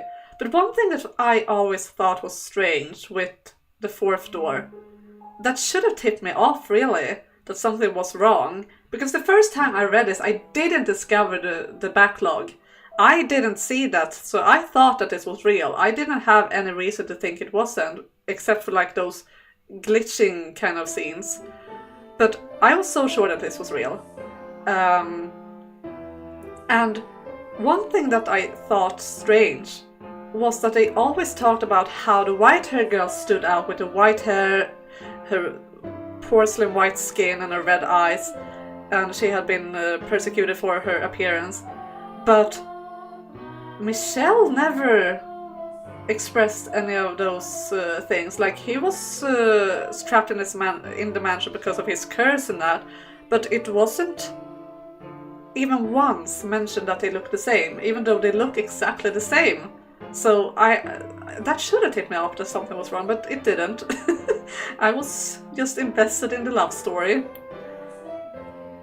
She looks super young here, like 10 instead of late teens. So she isn't late teens, she's early teens. She's like 13 or 14 here. So think young Morgana, like a little bit older than Morgana, but like 13, 14 I think she is. So it was mentioned that she's a child, so that's why she's looking young. Ooh, and then we go to this one. I love this one too, even though it's painful, but like, It's so well done. It portrays the emotions so well, like his rage, like his eyes are almost on fire, and her, like the only color on her is her eyes that are so full of fear and just and like the purple and black in the background, like really oozing that anxiety and hatred. It's just, oof, I love that picture, even though it's painful because of what it represents, but my god, is it a gorgeous picture. It really is. Wasn't Michelle in the curse only really at the end? I need to think. No. I'm not sure what you mean, Dave, but like she was in all of the 3 stories. It was just the 4th door that was fake, because that was basically or are you meaning Michelle as in this Michelle? Because if so, then yes. Yeah, exactly. He died and came back when the doors happened. Yeah. Exactly. So he came back when the game starts. He wasn't in the house before that, even though Morgana tried to say that he had returned multiple times. So yeah, exactly. Yeah. I got confused because of the spelling there, but yeah, you're right. And then this one. This is also such a strong, it's like a core Fata Morgana memory, because I can hear the music playing here, and it's just, look at him in the sun. Like he looks like an angel. He really does, and I do find that it's a good scene, because the villagers here are just like, oh no, he's a demon, and Giselle is more like, no, he looks like an angel, like, because he does, like, look at him. He is really looking angelic here, and Giselle is just gorgeous as always. And I feel for her so much, because I remember what comes after this. I remember voicing the scene after, like this whole scene and what came after, and it was painful because it was very emotional. And that was the end of the curse that had been for ages. Yeah. Oh, I didn't mean to do that. They have made it weird, because the hide button used to be beam and now it's X, so... Wait, what's another? Oh, we do get to see the other versions of it. Oh, I'm silly. This is so cute. So cute. I love them. I love them so much. Their love story is the best love story of all time. It's... yeah. I will die for that love story. And then we have this one.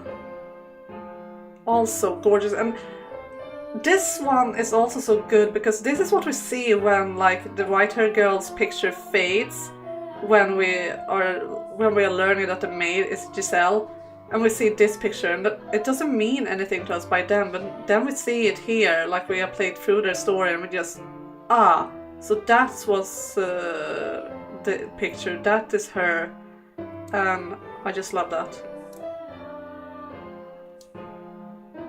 And like, the white-haired girl also does like a similar face as well. Like this, so yeah. And then we have this one. This is so cute, like their confession. Absolutely adorable.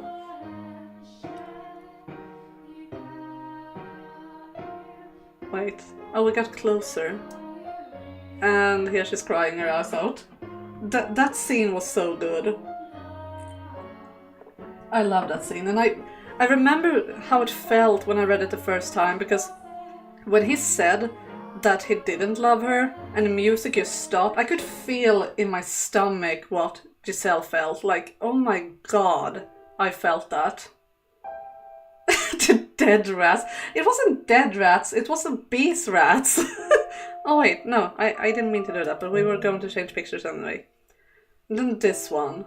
This is also so beautiful because you can see the emotions in it so well, and it's not like even an erotic an erotic picture, even though she is naked here. It's just beautiful, honestly. Like you could see her pain and her hesitation, and it's just, yeah, so beautiful and done so respectfully. And then we have this.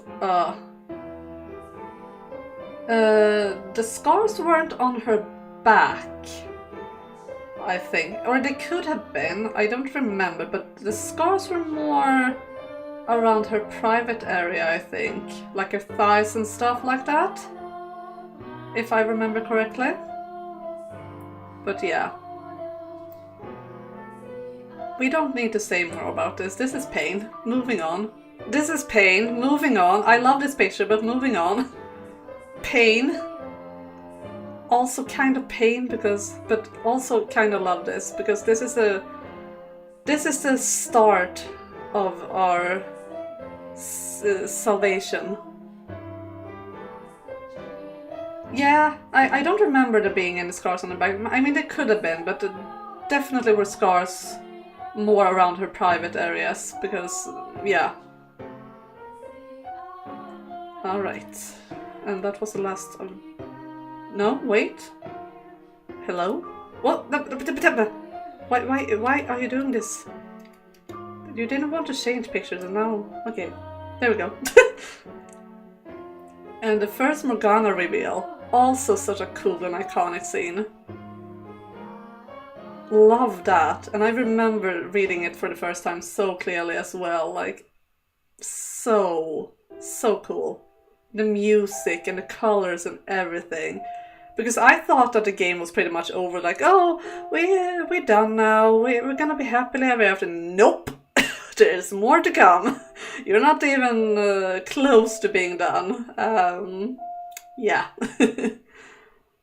She has a long ponytail, yeah. When Michelle didn't remember who he was just a shade. Yeah, exactly. And that's why she didn't recognize him. And then she just gets further and further away. Until she fades out. So cool. We don't need to talk about Amy, do we? We really don't need to talk about Amy. Moving on. I love this picture. This picture is absolutely wonderful. I love it. But this version of the picture makes me tear up. This was where I first cried in the game when we streamed, I remember. When Michelle started crying. Like, ugh. The pain. And this is also beautiful. Like how he's just crying here. And then she kind of fades in. And here she is. Just saving him. Like they save each other so many times and it's just beautiful. Their love is so beautiful. You like Amy Dudor? I know your car is named Amy, but no, you cannot possibly like Amy from this story. Like, she is the devil. She is just awful. Shows their personalities. Yeah, it really does. And her smile here, just, oh, so beautiful. Love them. And this is so cool. Like, also, speaking of showing their personalities, like how Mel is just cowardly watching his glass here while Yukimasa is staring right into her soul. And Jacopo is just glaring right at us, like, suspiciously. Okay, that was those. We are running a bit low on time. I kind of want to go through the rest of it. It isn't a lot. I say there's one more of the main game, then 4 from those, and then 3 that we haven't seen. So let's go. We continue. We're moving on fast. I'm having fun. I hope you guys have too. I mean, I guess you wouldn't be here if you didn't enjoy yourself at least a little. This one is so beautiful. Like, I like the style of it, and it's also... Like, I don't remember where we got to see... Oh yeah, it was when we like got to see the backstory from Jacobo's point of view. That's right. Yeah, and we see him as a slave boy here. And Morgana is just a little normal girl that she was. Oh, no, we don't want to look at that. We don't really want to look at that either, although Michelle is beautiful, but no. And the white-haired girl here is just, again, looking ethereal. That Yukimasa picked up? Yeah, I know, right? So beautiful, again. And this one is also like really cool. I feel like they really nailed this one with how he really looks cursed here. Like he's stuck in his thought process that he murdered Michelle and he needs to atone. So it's like stuck in this loop of continuously just repeating his mistake. You can really see that with like the colors and the pain in his face here. Yeah, please kill me, white hair girl. Yeah. That was that part, yeah. And here Giselle found Michelle, but it was when he was starting to fade away. And she's so beautiful, like seriously, so beautiful. And here they meet again. I love this one. Like first surprise, and then just pure joy. Like, so the perfect ending. Like I said once, like many times before, reincarnation wasn't really necessary. I love what they did with it, and I enjoyed it, but it wasn't necessary because the ending to the main game was perfect. And then we get to see this. I actually have this. Dude was so kind to me. He actually gave me a mug with this art, and it's absolutely beautiful. Just look at them. Absolutely beautiful, both of them. I have to say the modern age story for Michelle and Giselle was very nice and goofy. Especially movies. Yeah, definitely, and I enjoyed it for what it was. So like I'm not complaining that we got it because I'm very happy that we did, but I wouldn't have been sad if we didn't get it because it wasn't really necessary, if you know what I mean. Okay, we don't have that many pictures here. This one is interesting because they have updated the art here for the Switch version, because I remember playing the PC version, and in that one she was very much naked. She didn't have any cloth on her at all. I'm glad that they updated it because, again, she's 11. Or no, she's even 9 here, I think, so yeah. Feels much better to have her at least a little bit covered up, even though this picture is so messed up still. Like, poor Morgana. This poor girl. And this one is so sweet, I feel. Like, I don't really like watching them together like this, not because of the romantic plot or anything, but because I know what happens and it just filled with so much pain. Like again, like with her final thoughts in that story that we read just now, that, oh, I hope that we will have long and happy lives. Like, yeah, no, you won't get it, none of you. I like how Morgana was upset about being dragged with them to live again. Yeah. And this scene I remember, when she started to like realize that maybe she could be a normal girl before everything just went to absolute shit. And once again, it's so beautiful. I noticed that the coloring in Requiem is quite different from the main game. It's more like warm colors, like more yellow tone, I feel. I hate this game. You mean the game that you're playing? How's it going for you, Fia? And this one is also cool. It's like one of the rare times that we get to see Jacopo in a heroic light. Don't worry, Fia. It's fine that you have been playing another game. I'm just happy that you're here, so don't worry about it. And this is pain. Don't need to look at that anymore, even though I must say, Jaren's eyes are gorgeous, but moving on. And this one is a picture. This one, yeah. When he got poisoned, like, it's when Jacopo started to become the Lord and not the Jacopo that we love anymore. And I think this picture is just amazing because you can really see the fear and pain in his eyes, like, yeah. And now the pure desperation and whatever in your picks mirror what's happening. Okay, that's good. And then this, like when he realized what he's done. Yeah. Their story is so much pain. Like, I love their story. Again, I feel like it would have been much better if their love for each other hadn't been romantic, but more like sibling-ish. But still, I still love them because, yeah. And then this is also so beautiful. Like, it's tragic as heck, but like, look at his face. They really capture his emotion. Like, he's given up. He's not sad or like, he's not scared or angry or any of that. He's just like given up. Like, he's like, yep, I messed up, I deserve to die. He's like just sad that it had to come to this, like that he's screwed up so much, you know?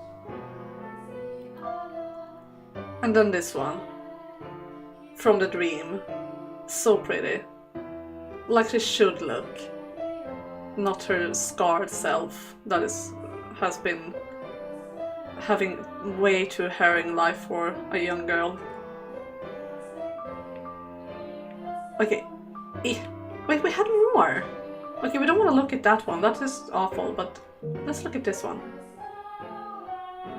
This one is so cute. Look how happy they are to see her again.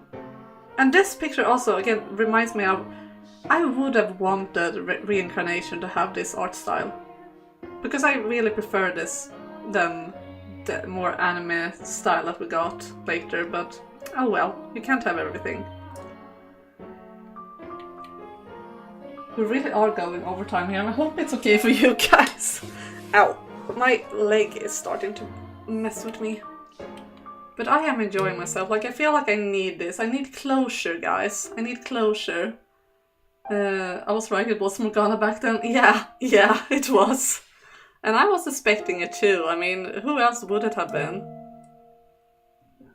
Like, yeah, these pictures are pretty too. Like, don't misunderstand me. They are beautiful. But I feel like the art style of the original game is so unique, and I feel like it suits the game much better. It makes it stand out a bit more. But this is also very pretty, and they are very cute.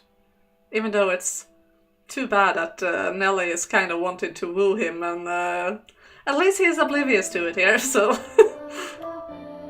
Look, this is the picture I was talking about. Look how this one looks. Take a good look at it. It's almost the same, but here she looks sad and like more like, dang it, I wish that this wasn't how it was, but it is. Whereas we're going back.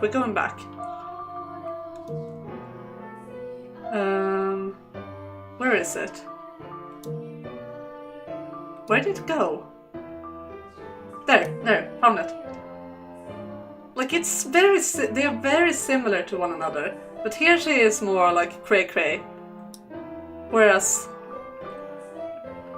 in this one she's more sad that it had to come to that, you know? And one of the reasons why they changed the style is mono style equals different style. I wonder how much product is on Nelly's hair. I am sure we wondered this before. Yeah. I think she has a lot of products in her hair, and also the reason for the style change, I don't know. I have wondered that many times. It might be because it is more a modern time, but then again, So was Happily Ever After, and that was made in the old style, so I really don't know why they felt they had to change it. Because I feel it's not really the same. It's still pretty, but it's not as pretty. And this one, also cute. I love that moment. That they finally got to talk like normal people to each other. Also, the style of the game ended too. Yeah, true. It became very different. And this one, I'm still standing by what I said back then. Yukimasa in that outfit looks fine. He looks very fine, which is terrifying. There's way less sadness, more closure. Yeah, that is true. That is true. So, I mean, that could reflect it, maybe. Maybe she started one of those Eurovision fans to blow in her hair before she took the selfie. Oh god. And this, I was surprised, or I wasn't really surprised they would go in this way, but I was surprised by this. Like, how fine she was with it. Their story, again, so strange and bizarre, but I kind of like it, but like, I wish for Pauline to find someone better for her, because she deserves it, but like, at least she's happy, I guess. And then this is just so pretty. It's the one I use for my thumbnails. It was basically, when I was searching for reincarnation, like wallpaper things, that this one was the one that came up the most, so yeah. Still, do not sneak into people's houses, goes for Cloud the Panty Thief too. Yeah, I think that's a good lesson to take with you. Don't sneak into other people's houses. Announce yourself. It's very rude to sneak into someone's home when they're not there. And it can end very poorly. And especially like in her case, when she like went to bed with him, to sleep beside him, like, no, don't do that. Don't do that. This was just uncomfortable. Not gonna lie. Once again, because of the feelings that they have for each other. It could have been like, it was kind of sweet moment because they of the talk they had, but like mostly just uncomfortable. But this one though was epic. I loved how much Jacopo just rushed to her defense and like how much he had grown, because he was like, I know that not only physical abuse is abuse, but even words can be abusive. And I just love that he realized that, and I was so pissed off about someone treating her that way.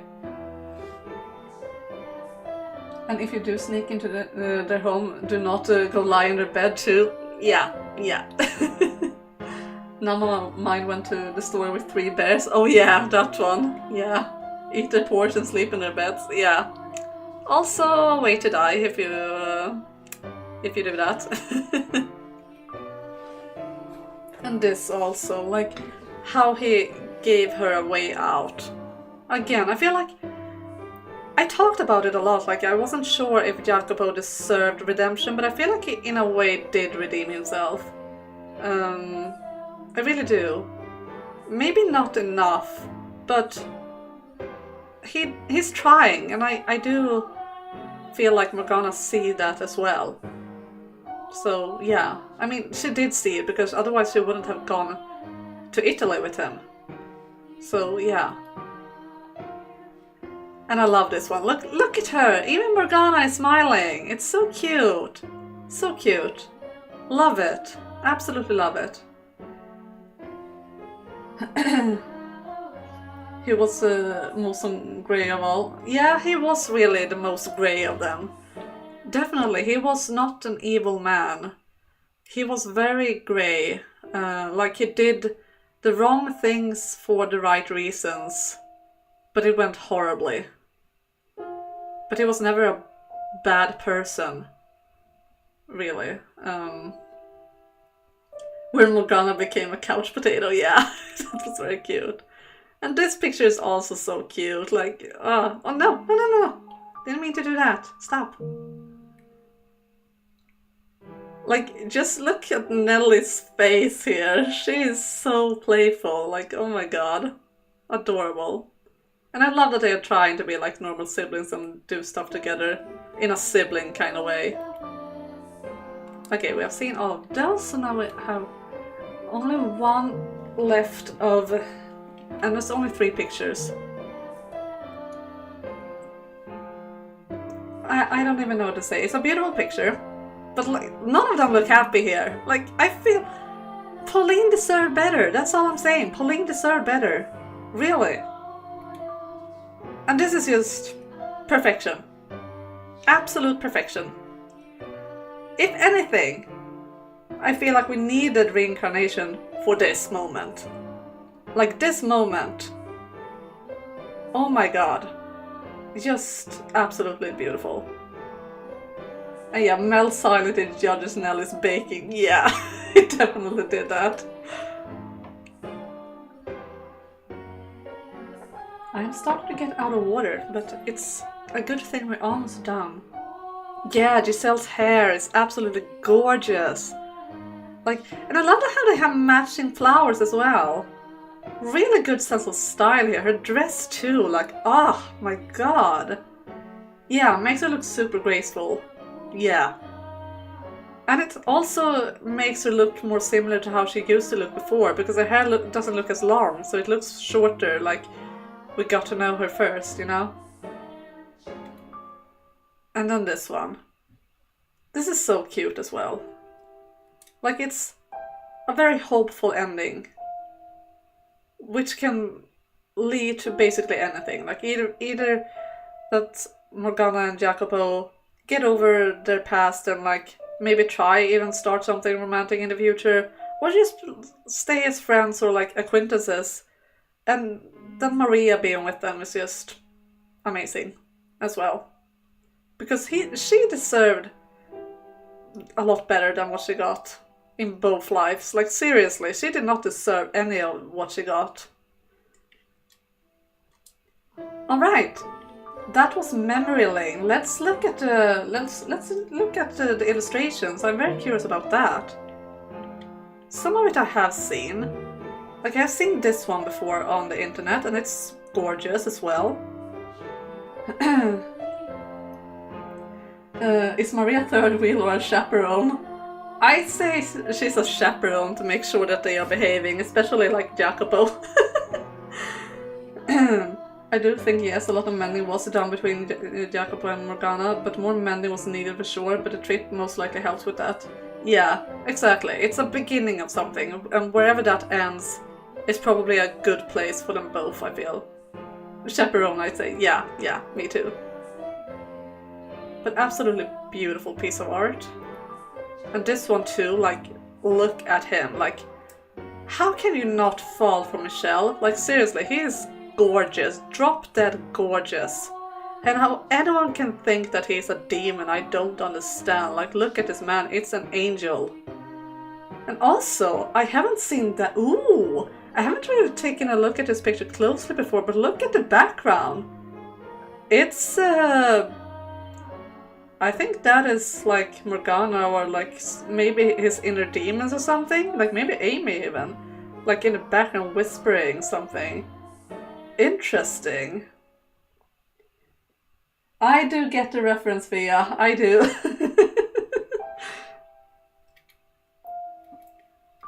Oh, did I? No, this is good. This one I have seen before. It's absolutely gorgeous. I have it as my what I can't remember what it's called, like wallpaper on Facebook. And I really like that we get to see her hair being split a bit, like we see part of the white hair girl there on the right side. Love this. This is just gorgeous. Absolutely love it. And this one too. I've seen this one before. Here we get to see Michelle the Angel in full action. Look at him! Seriously. So, just beautiful. Ah, so gorgeous. Love it. And this one I also seen before. It's like a version of the picture that is like the cover picture for the Switch version of the game. Also very pretty. Yeah. So pretty. The cape looks like it would be in the way of flying. Yeah. This reminds me somehow, in a show there's if you lived a good life you get to drink tea that lets you forget your life in preparation for your next life, but if you were bad you were going to your next life with all memories of your actions. Ooh. Yeah. That's an interesting take on it. Ooh. This must be Jacobo, I don't... No, I have seen this one before, I think. Yeah, I have seen this one. This one is cool. Very cool. I'm liking it a lot.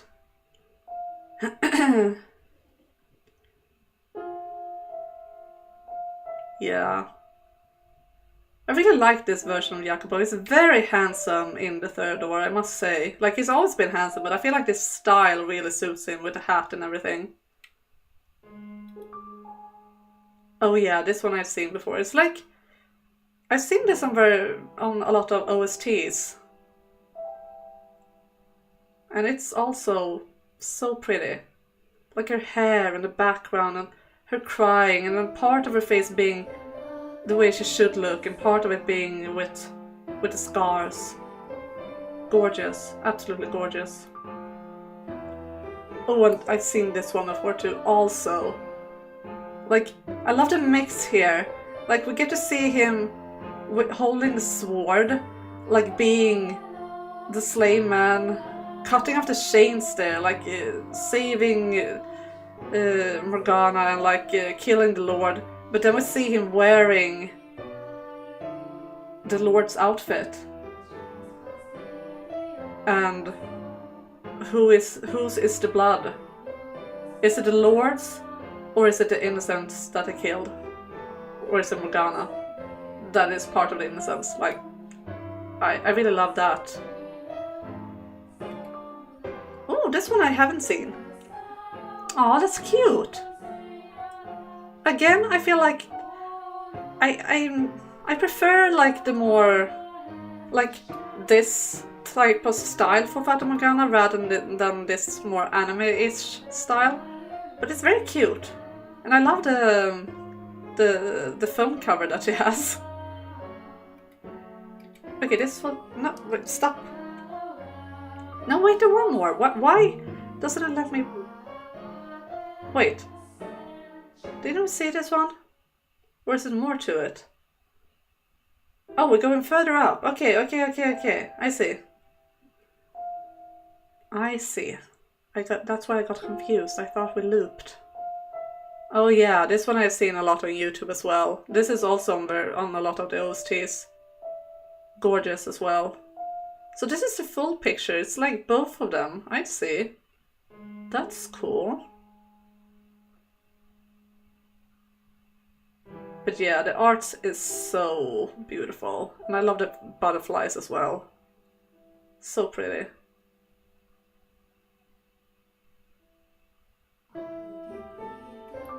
And I love how serious he looked there too. He really looked like a knight. And this one we saw today, but like more in the background. But here we see it in full color. Look how sweet he looks. Like how worried he is about her. So cute. Like, again, why couldn't they have a sibling relationship? This would have worked just as well. So cute.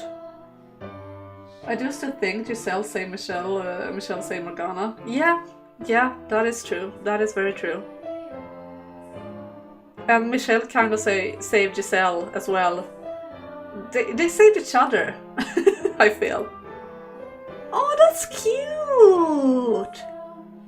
I love the random cat. That very much looks like it could have been Morgana if we didn't know that she also reincarnated. That's cute. Look how much love they are having for each other. Like, you can see in their eyes the love. Beautiful. And now we have looped. Okay. So let's... I'm gonna stand up for a bit because I'm getting hurty. And also, guys, you guys who are meeting me after this, I'm going to be late. I'm looking at the time, but I am committed to this now, so sorry. Ooh, look at her. She is so beautiful. Oh, I love that. Absolutely gorgeous. Like, seriously, so pretty. And again with like roses in her hair, it really suits her. And I love her holding the cross like lovingly, like a symbol to her past life as the saint. Unacceptable. Well, I'm sorry. But we are committed to this. I've seen this one before. This one is also cool. And it's very like a contrast, like they're both holding a cross, but she, with the white hair girl, kind of looks at it lovingly. Morgana is more like holding it as, I don't know, like a torch, like going to war with it, you know? She looks very like stern and serious, but you can still see the white in her hair, like still she has a part of the white hair girl with her. And this one is cute. This one I have seen on the cover of the game. And I hate that we have Amy in the back. Just absolutely hate it. Like, why? And of course, Jacopo and Michelle are fighting while everyone else is just kind of worried. And Morgana is just kind of annoyed. Yeah, that was the personality split, exactly. Wonder if it's more because she's the saint version of Morgana. Yeah, exactly. Saint and witch. Yeah. That is a very good take on it, and that's what I kind of got from it too. I love it how we got to be in this picture. Because he was pretty much forgotten, I feel.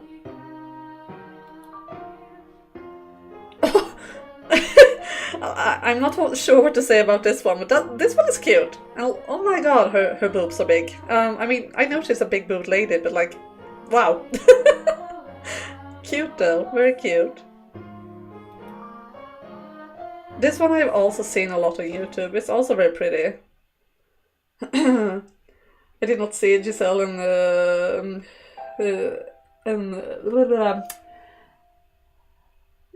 bought the books. I thought the books were Michelle's. Oh, I see. Yeah, the books. You mean boobs? Okay, I see. Now it makes sense. Now I got to make sense of every sentence there. Yeah, it's also very pretty. Like, you can see sort of like the sadness and a bit of the indifference of the maid here. Very stark contrast to the happy Giselle that we know. Oh, this one's pretty. She has a yukata here on her as well, or a kimono. I don't really know the difference between them, so sorry if I am saying wrong, but yeah, very pretty picture. Not sure where this would be though, but like I guess it's just art without any meaning, because she didn't went to like Japan or anything. As far as I know, maybe some of the side stories, who knows, that are not part of this game. My mind is way too innocent, it seems. Yeah. That's rare though, that's very rare for you, Dudor. Oh, this is cool. I think I've seen it, but not like this close. So, yeah, I like that. And I do think Giselle's look on her looks kind of interesting, because here she kind of looks suspicious still, like she could be the witch. And the white hair girl looks just sweet and innocent and kind of scared. Whereas Michelle looks very determined with his pen there. He's writing an angry letter to his mother. Ooh! I like that shift. And now Giselle looks happy. Whereas Morgana is like, nope, I'm keeping you to myself. You're not going to abandon me. Interesting. Like that. Like that a lot. Oh, this is cute. This is cute. Like a Christmassy picture. And I feel like it fits their personalities very well. That's adorable. Oh. Interesting art. I'm guessing this is Morgana. Yeah, it must be because of the braids and the eyes. Also cute. Very different. Very different. Yes, Fia, the pen is mightier than the sword. That is true. Ooh. That's an interesting one. Like, we have Morgana in the back, like leaving him. And then he's like a mix of all of his lives. Like, he has the hat of the third door and the cigarette, but the coat looks like more a bit modern, whereas he still has a slave boy's attire. Oh, I like that. I like the eerie trees in the background. Yeah, that's cool. Like that. Oh, that's cute. I kind of feel like Michelle is third wheeling here though. And Jacopo is giving him the glare for it. It's rare to see Morgana this shy though. But I mean, I guess she would be because she is kind of feeling the same for him as well. Notice a bit further away from here is more torn too. Wait, you mean on the last picture? Oh yeah, that is true. True. And then we have looped. Okay, we only have one slide left. And it's fewer pictures as well. Oh, we get to see Michelle get ready. That's cute. Also, again, very different art style, but it feels more artsy in a way. I hate to say that because I mean, anime style is still art. It's just different, but this feels more in line with the House of Fata Morgana, you know? Looks like he's looking at Morgana, but Michelle looks like he wants to be anywhere else. Yeah, that's what I got from that picture as well. Kinda. It felt like he was eyeing Michelle to, like, leave. Yeah, very messy. I noticed that too. This is probably before Giselle moved in and tied it up, I would guess. Looks even more like Sam from Mystic Messenger here. I haven't played that game, but I believe you if you say so. And this one is iconic. This one is like the original cover art of the House of Fata Morgana. So this one is just... yeah, I love this one. And it's so mysterious as well. Like, you don't really know what it's going to be about. And it's perfect, actually, that they are kind of hiding Michelle and just have the white-haired girl and Giselle as the poster girls, really. And I mean, this looks like it is Michelle, but he's hidden, so you can't really tell. So you think that, oh, maybe this is the witch, you know? Yeah, I feel like that must be after he met Giselle. So much stuff, such chaos, love it. I can relate to that.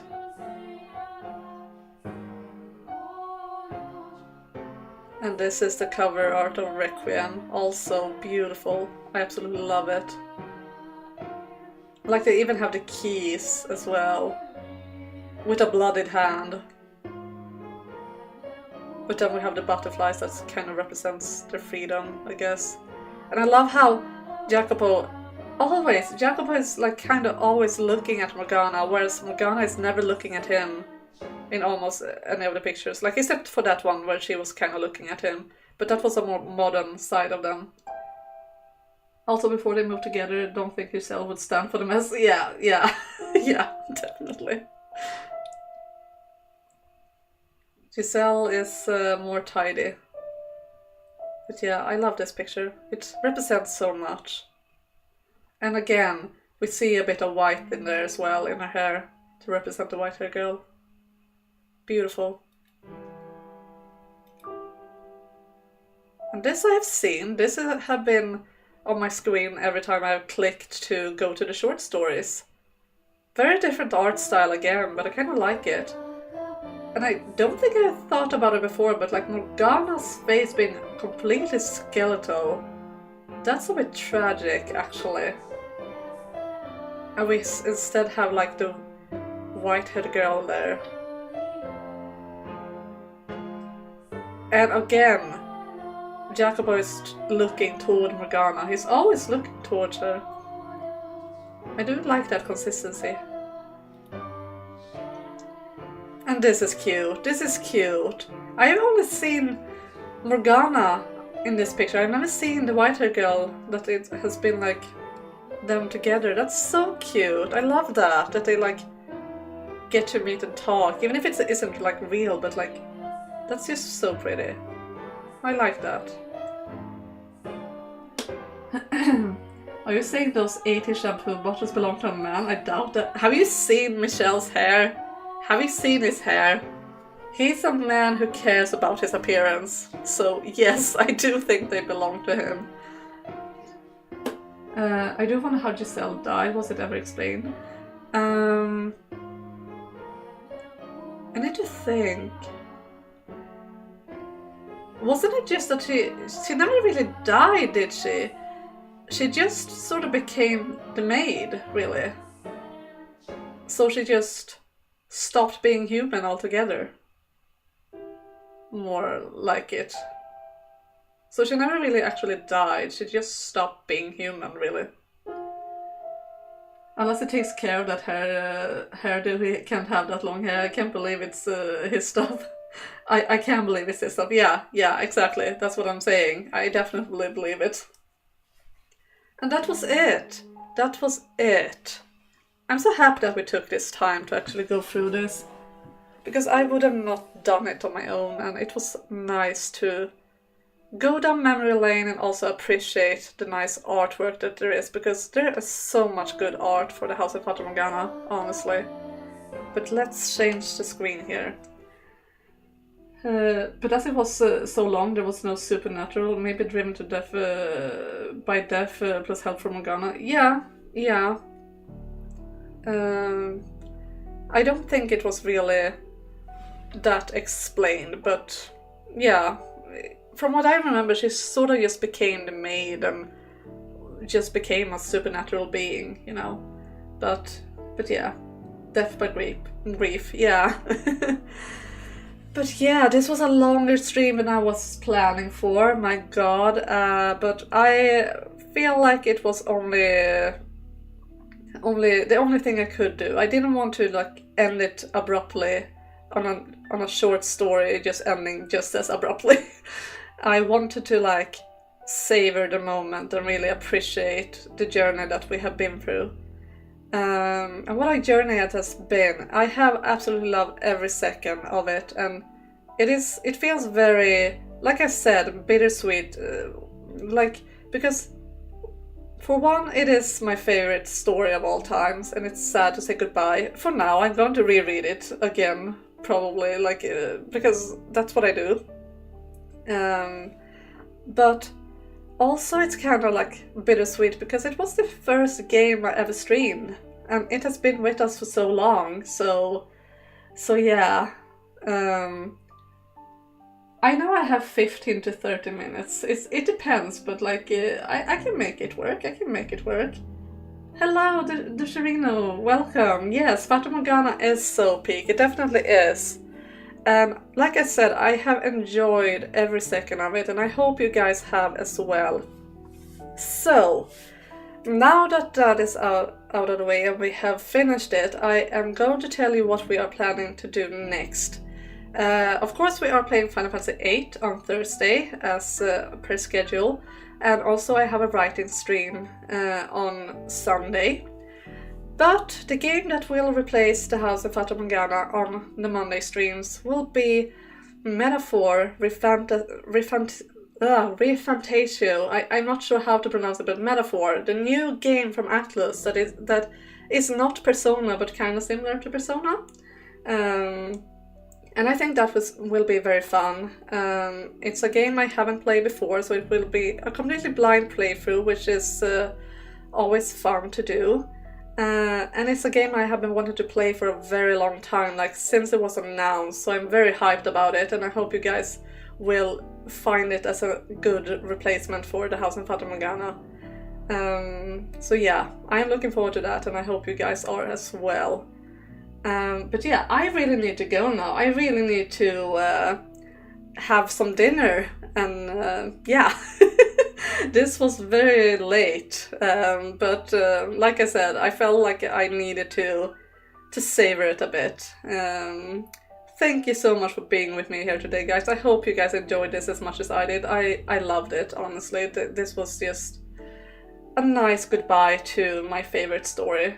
Goodbye for now, I should say, because, I mean, like I said, I'm going to read this many times more in my life, definitely. But yeah, thank you for being with me here today, guys. Have a lovely evening, and I will see you guys next time. Bye, everyone.